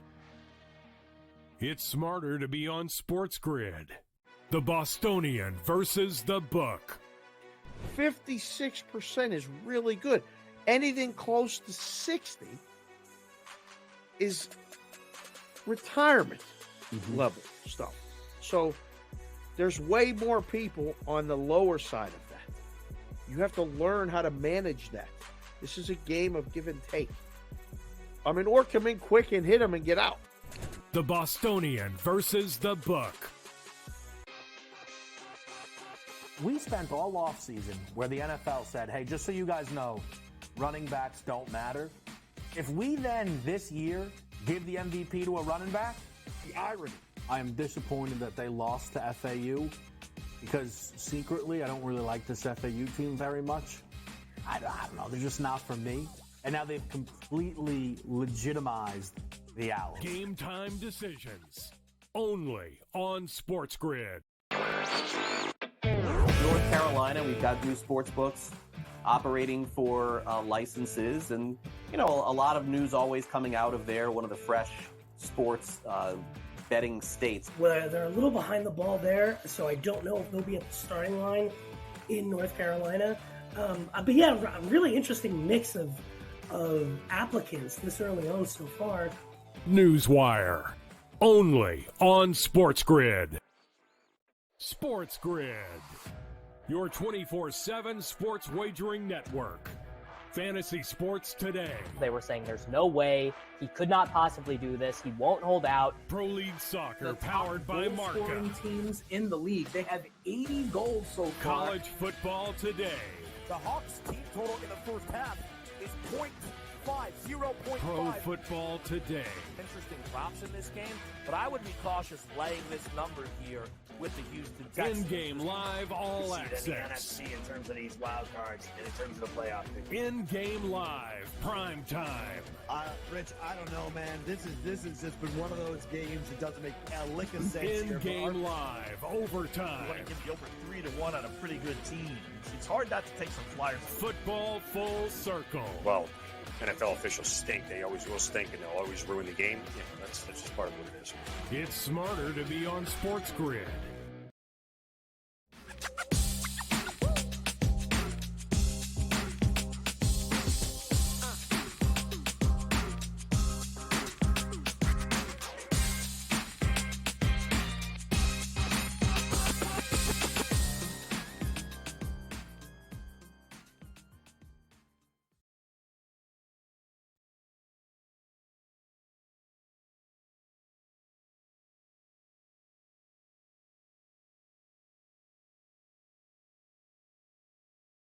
at the top of this hour in the association. We're going to break down some games for you with none better than we welcome back our man, the coach, James Young, in the house, ready to roll here. And, Coach, we do have a ton of college basketball tipped off, ready to go here. Let's start with what is coming up, and we'll start down in my neck of the woods here with the Miami Hurricanes at home. Still, I believe, catching one right now, as we learn that Poplar is ruled out. He is not playing. Nigel Pack does appear to be able to give it a go, but the injuries are certainly piling up here for the U, which would explain this number here. And Clemson, well, I mean, there's not much negative to say about them, Coach. They have been real good and are a player in the ACC. So what gives with this game here tonight? You know, it's interesting. When I looked at this game and looked at, you know, why I took Miami plus the point, to me, it's a fact of if you look at the teams that they've played on the road, Clemson, I mean, they won at Alabama, 85-77. Alabama's been an up-and-down team all year, even though I think they're going to be a player. They beat Pitt 79-70. I'm not as high as Pitt as people are. And they lost at Memphis 79-77. Now, Miami is a very flaky team, but they are 10-2, right? And their big loss is to Colorado. I just had Jeff Goodman on my Betting Above the Rim podcast. It'll be released tomorrow morning. And Jeff Goodman thinks that Colorado is a sleeper to go to the Final Four. Not only that, their only other loss is a blowout loss to Kentucky, who he also thinks is going to the Final Four. So Miami, as bad as they've looked at times in spots and not covering spreads the way they normally do, I think this is a big spot, and a big spot for a Clemson team that now has the rank and has the expectations to win, and they play a little bit differently outside of Little John Fieldhouse, which is a really good home court advantage that people don't like. That they do like. So I'm going to go out on a limb here, and I'm going to trust Larinaga. I'm going to trust Nigel Pack, even though he's not 100%. And Norman O'Shea, the big man. I feel like he's going to have a big game. Give me the Miami Hurricanes plus the 1.5. I think Larinaga finds a way to steal it tonight. Well, it's going to be a battle. I think it's a great litmus test here for Clemson. Let's if you are as good as your 11-1 record says it is, well, prove it on the road against the U here, and that remains to be seen if they're going to be able to get that done. One of the other games here, Coach, that I just could not get over the line here was this Indiana game. As they're taking on Nebraska. Now, they're heading to Nebraska, but I think Nebraska is the biggest phonies we have seen. They've played absolutely nobody here. They've racked up a whole bunch of wins, which is great, but in no way should Indiana be getting 5 points here on the road. Indiana can't shoot a lick, but boy, oh boy, are they going to push you around and play some bully ball here. I'm looking forward to taking the 5 and watching Indiana actually smoke Nebraska here tonight. Who's one of these games, or do you have a play in that game that you're looking at as well? You know, when you look at this game, Joe, and, you know, of course, as a coach, I even though it's not one of my plays, I'm still going to be looking at everything. Well, let's take a close look at Nebraska, right? If you look at their last 10 games, who's their win? Michigan State? Michigan State's awful. At Kansas State isn't any good. Oregon State? No.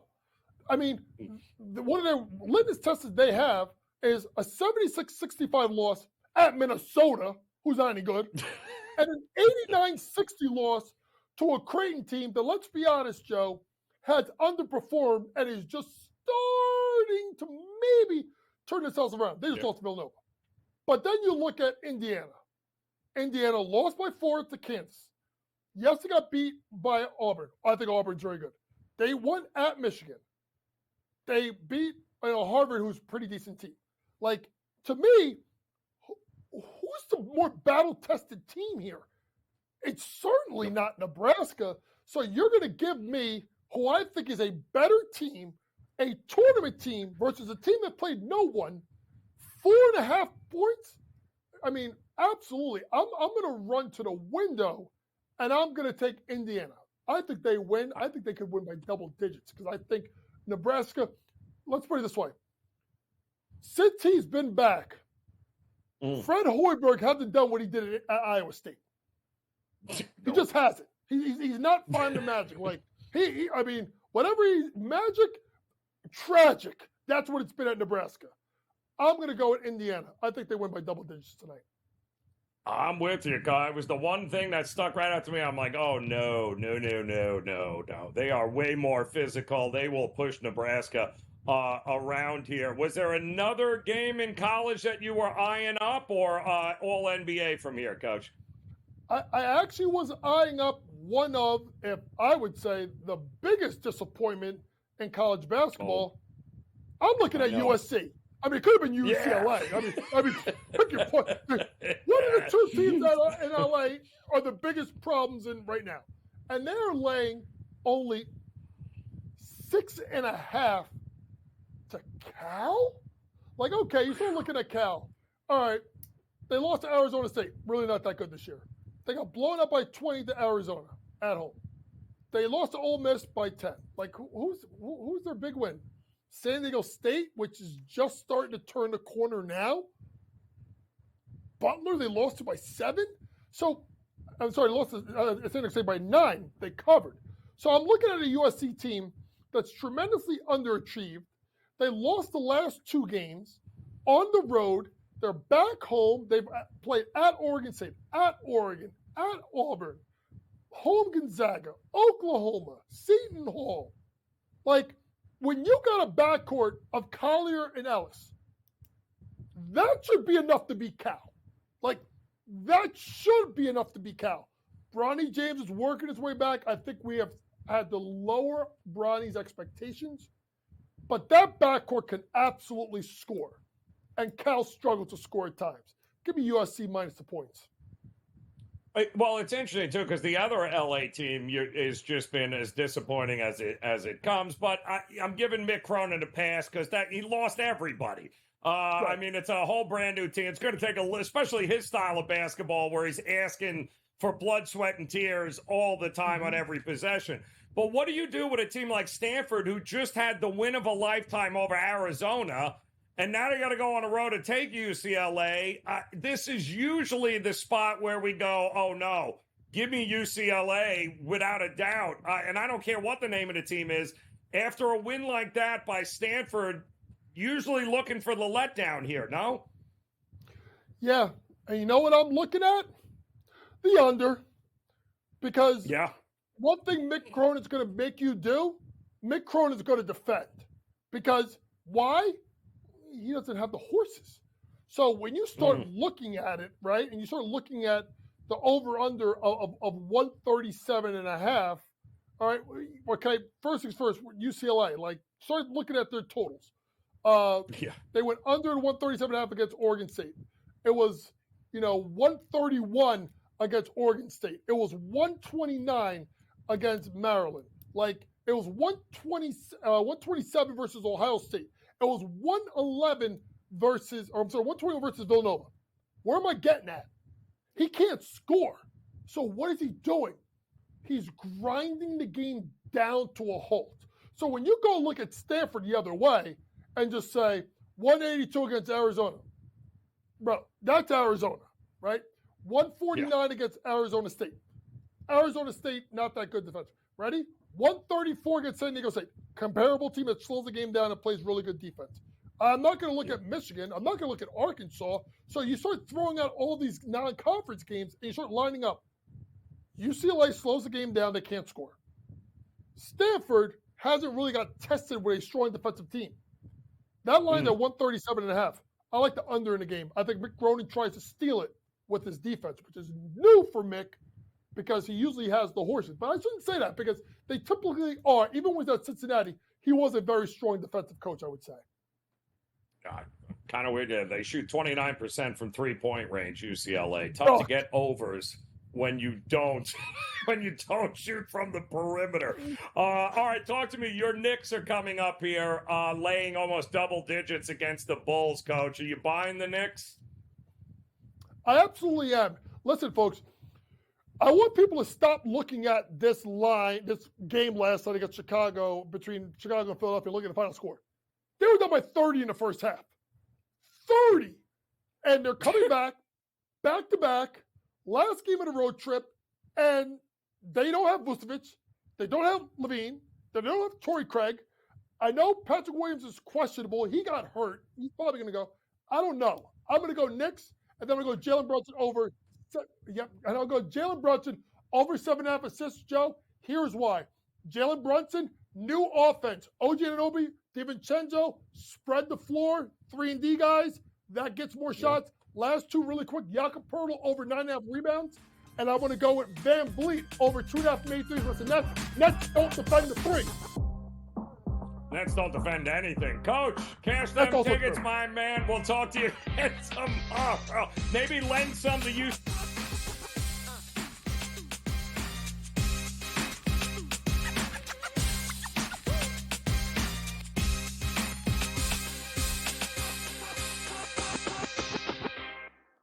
Quarterback at quarterback. We're going to lay some juice. We're going to have some dog prices, and we're going to go right in the middle. Because I don't know what they're doing. To me, they're in a complete rebuild, Kev. Go run, run, run. That's where overbackers on this 51.5 shot. So right now, we saw a little bit more over money, but it's hovering right around. The winner of this game will be the division I favorite. don't care if they win, because all we care about is the money, baby, the money. Pro Football Today. It's smarter to be on SportsGrid. The Bostonian versus the book. 56% is really good. Anything close to 60 is retirement level stuff. So there's way more people on the lower side of that. You have to learn how to manage that. This is a game of give and take.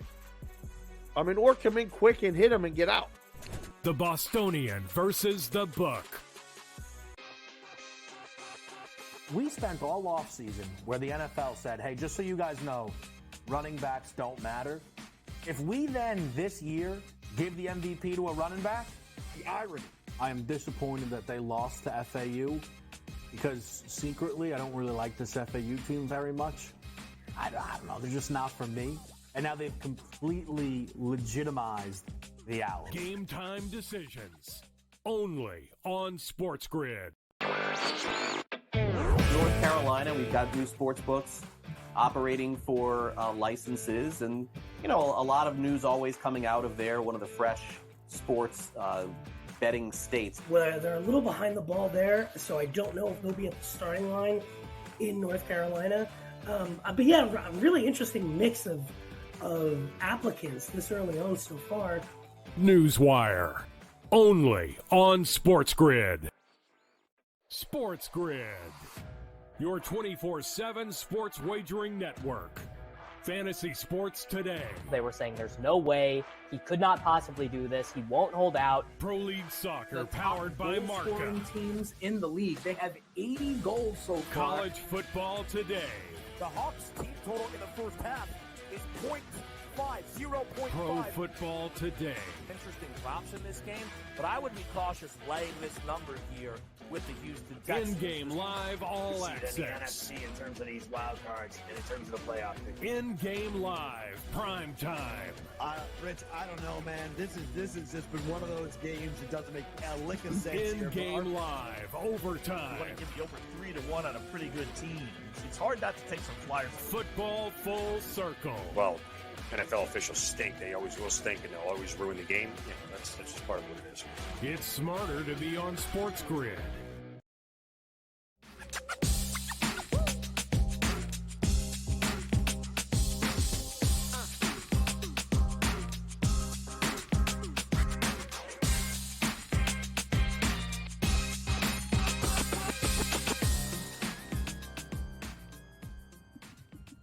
All right, welcome back in. Game Time Decisions here on the Sports Grid Network. Off and running on the hardwood here. Plenty of college basketball on the way here. Currently, a whole lot, actually now in the second half, Seton Hall trying to battle here right now. They're up, looks like they've now taken the lead here over Providence. So nice little comeback there. We got, of course, Miami and Clemson getting ready to tip off here shortly. Can't wait to see that one. And then, of course, Florida State as well, 26-17 over Georgia Tech here. Going to be an interesting few games, including what does Virginia do after just an embarrassing loss here.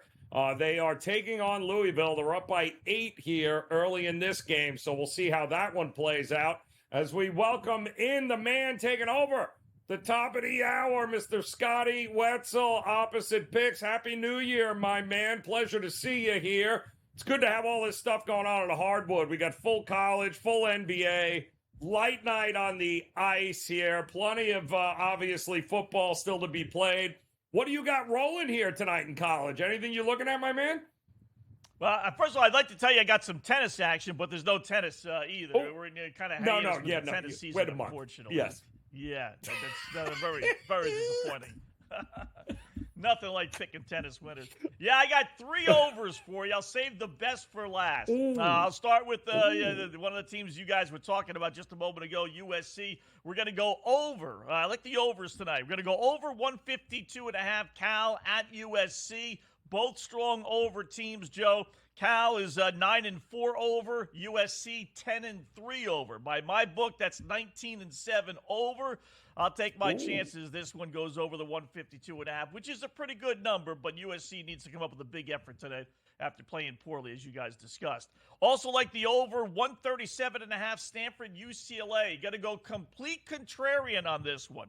UCLA is a strong under team. They have been for many years. I always play the unders, but not against Stanford, Joe.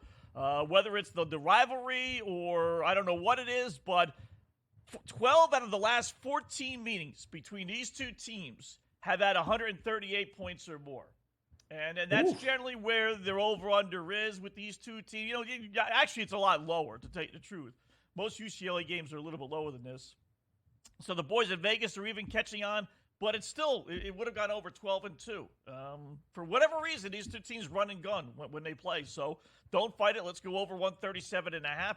And then maybe my favorite one, just because it's completely off the radar, we're going to go over 149.5 Idaho State at Denver. Let me hear the coach break that one down. Huh?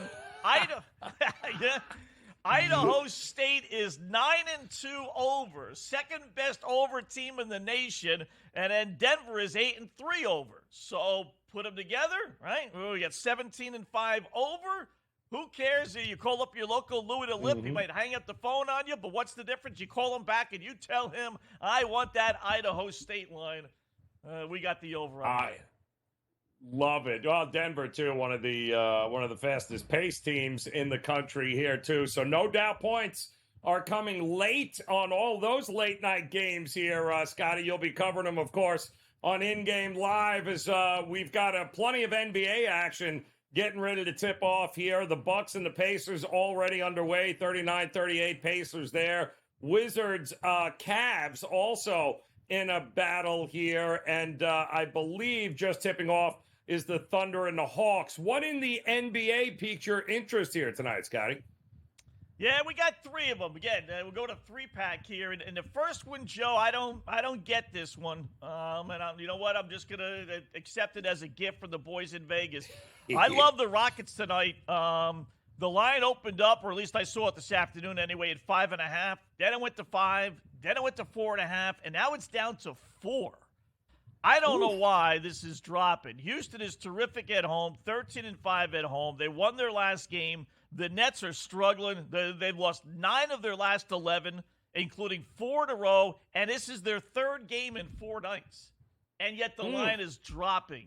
I mean, it really does have, sucker written all over it. I get it, but give me the Rock. And Nets are only 6-11 on the road as well. I mean, nothing points to Brooklyn in this game. So normally we'd go contrarian, but I like Houston laying the 4.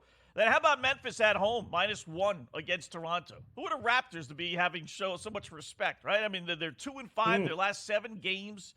They don't know if they're coming or going. Memphis is not great. I get it. Even with John, they did snap their 3-game losing streak. They got to win these games. Won last night. They did play last night, but you want to give me Memphis? Pick them at home against a mediocre at best Toronto team. I'll take it. And then the last one is you guys talked about this one a little bit. Sacramento laying 4.5 against Orlando. Good bounce back spot for the Kings, who somehow or another lost last night as 16-point favorites, home favorites, no less to Charlotte.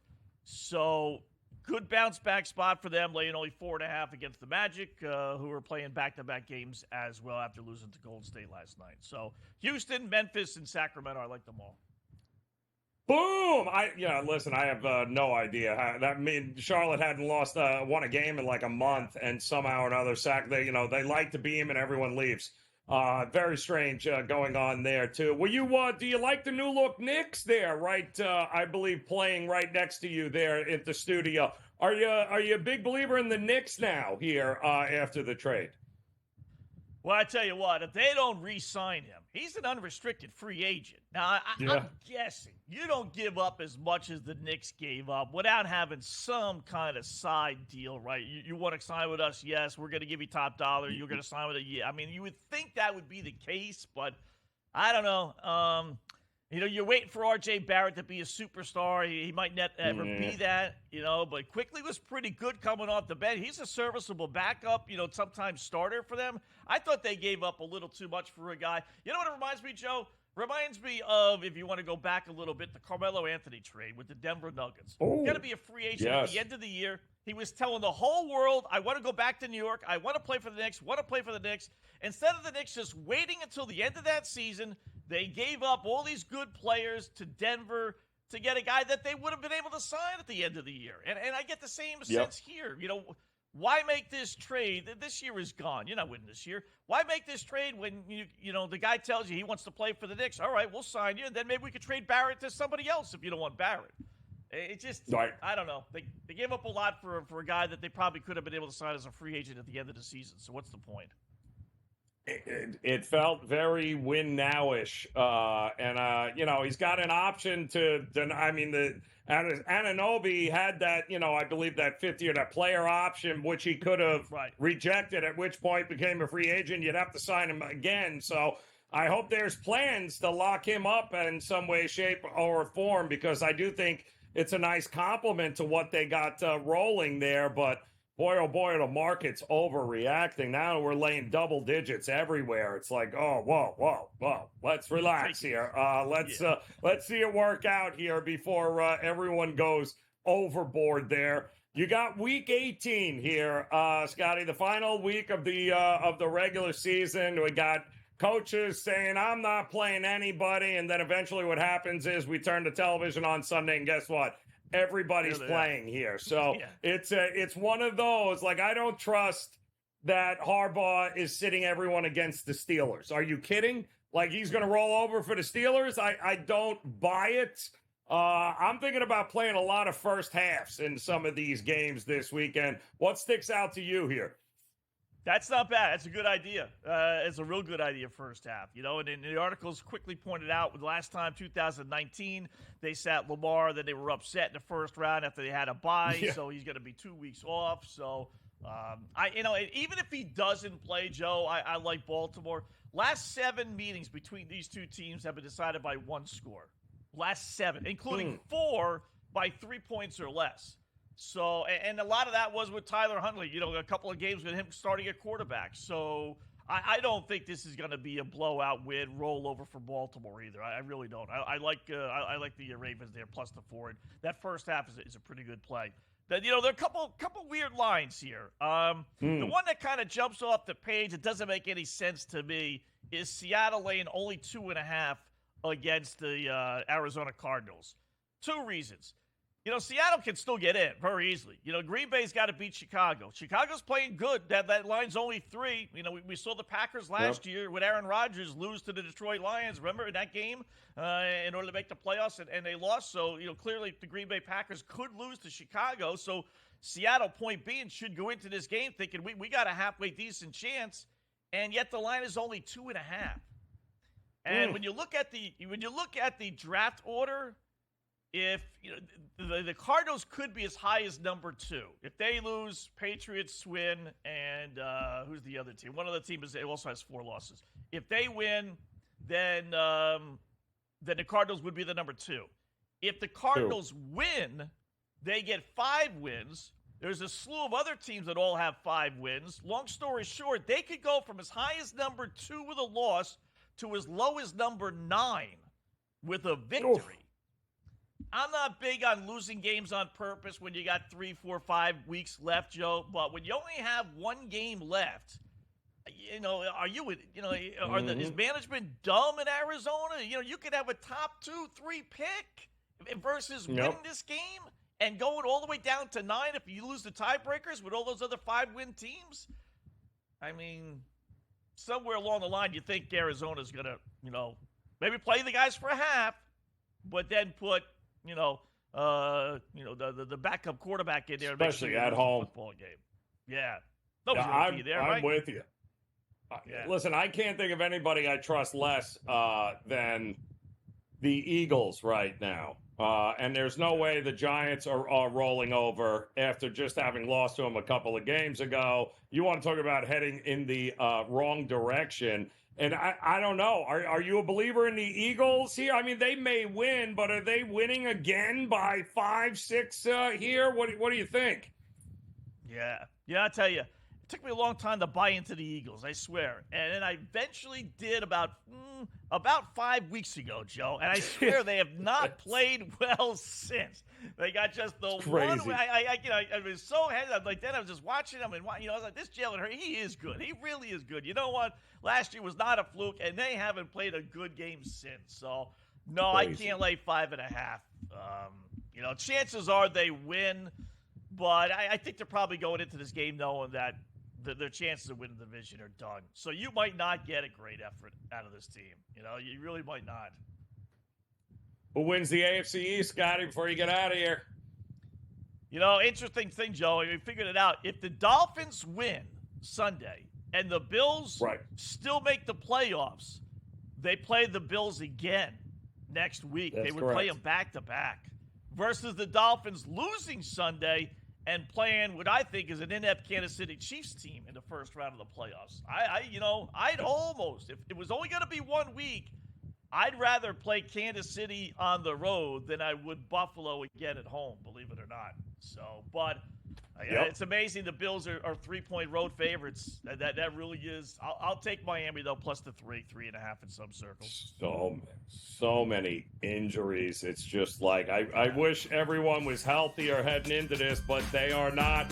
Scotty, enjoy the games here tonight. We'll close it up next year. Game Time Decisions.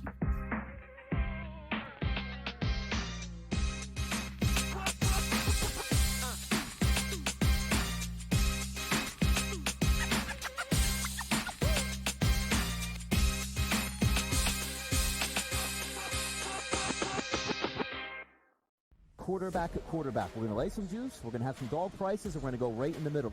Because I don't know what they're doing. To me, they're in a complete rebuild, Kev. Go run. That's where overbackers on this 51.5 shot. So right now, we saw a little bit more over money, but it's hovering right around. The winner of this game will be the division favorite. I don't care if they win, because all we care about is the money, baby. The money. Pro Football Today. It's smarter to be on SportsGrid. The Bostonian versus the Book. 56% is really good. Anything close to 60 is retirement level stuff. So there's way more people on the lower side of that. You have to learn how to manage that. This is a game of give and take. Or come in quick and hit them and get out. The Bostonian versus the Book. We spent all offseason where the NFL said, hey, just so you guys know, running backs don't matter. If we then this year give the MVP to a running back, the irony. I am disappointed that they lost to FAU because secretly I don't really like this FAU team very much. I don't know. They're just not for me. And now they've completely legitimized the Owls. Game Time Decisions. Only on SportsGrid. North Carolina, we've got new sports books operating for licenses, and a lot of news always coming out of there. One of the fresh sports betting states. Well, they're a little behind the ball there, so I don't know if they'll be at the starting line in North Carolina.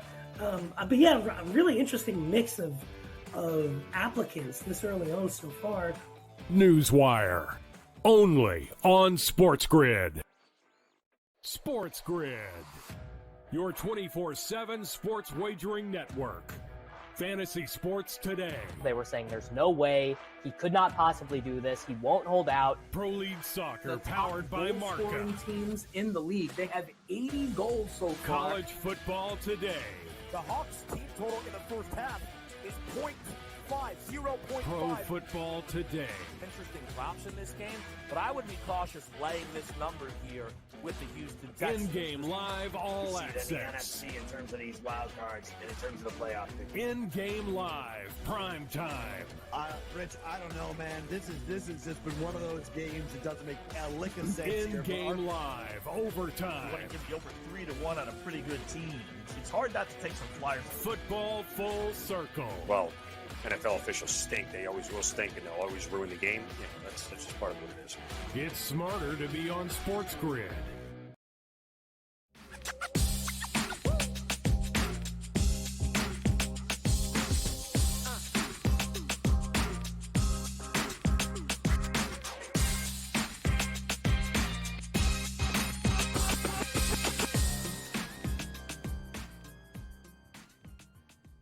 All right, welcome back in as we close out this edition of Game Time Decisions here on the Sports Grid Network. Much more still to come here as we've got plenty of NBA and college basketball action here tonight. Couple games on the ice in the NHL. We've got breaking news all over the place in the NFL when it comes to who might be playing and who won't.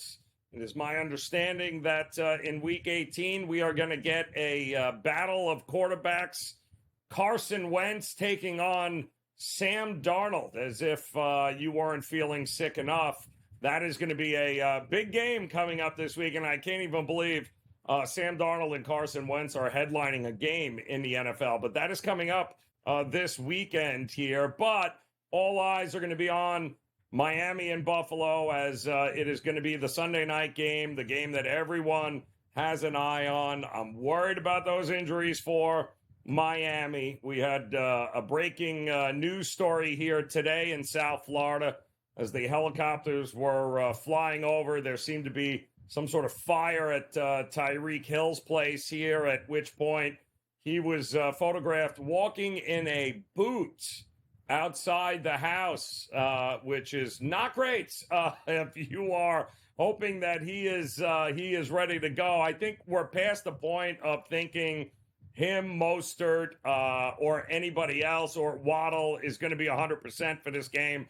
It is not the best thing you can do is just hope that they're all available. But keep in mind, Miami is already in the playoffs. They have already qualified. Win or lose this game, it doesn't really matter. They're still playing the following week. So it's going to be interesting to see how far they're willing to push the envelope with their key guys in a game that's not going to mean as much to them, certainly as it will to the Buffalo Bills, who, if Pittsburgh and Jacksonville win, then Buffalo has to win. So much still to be decided. Enjoy the rest of your night. In-game live primetime is next here on the Grid. Good luck.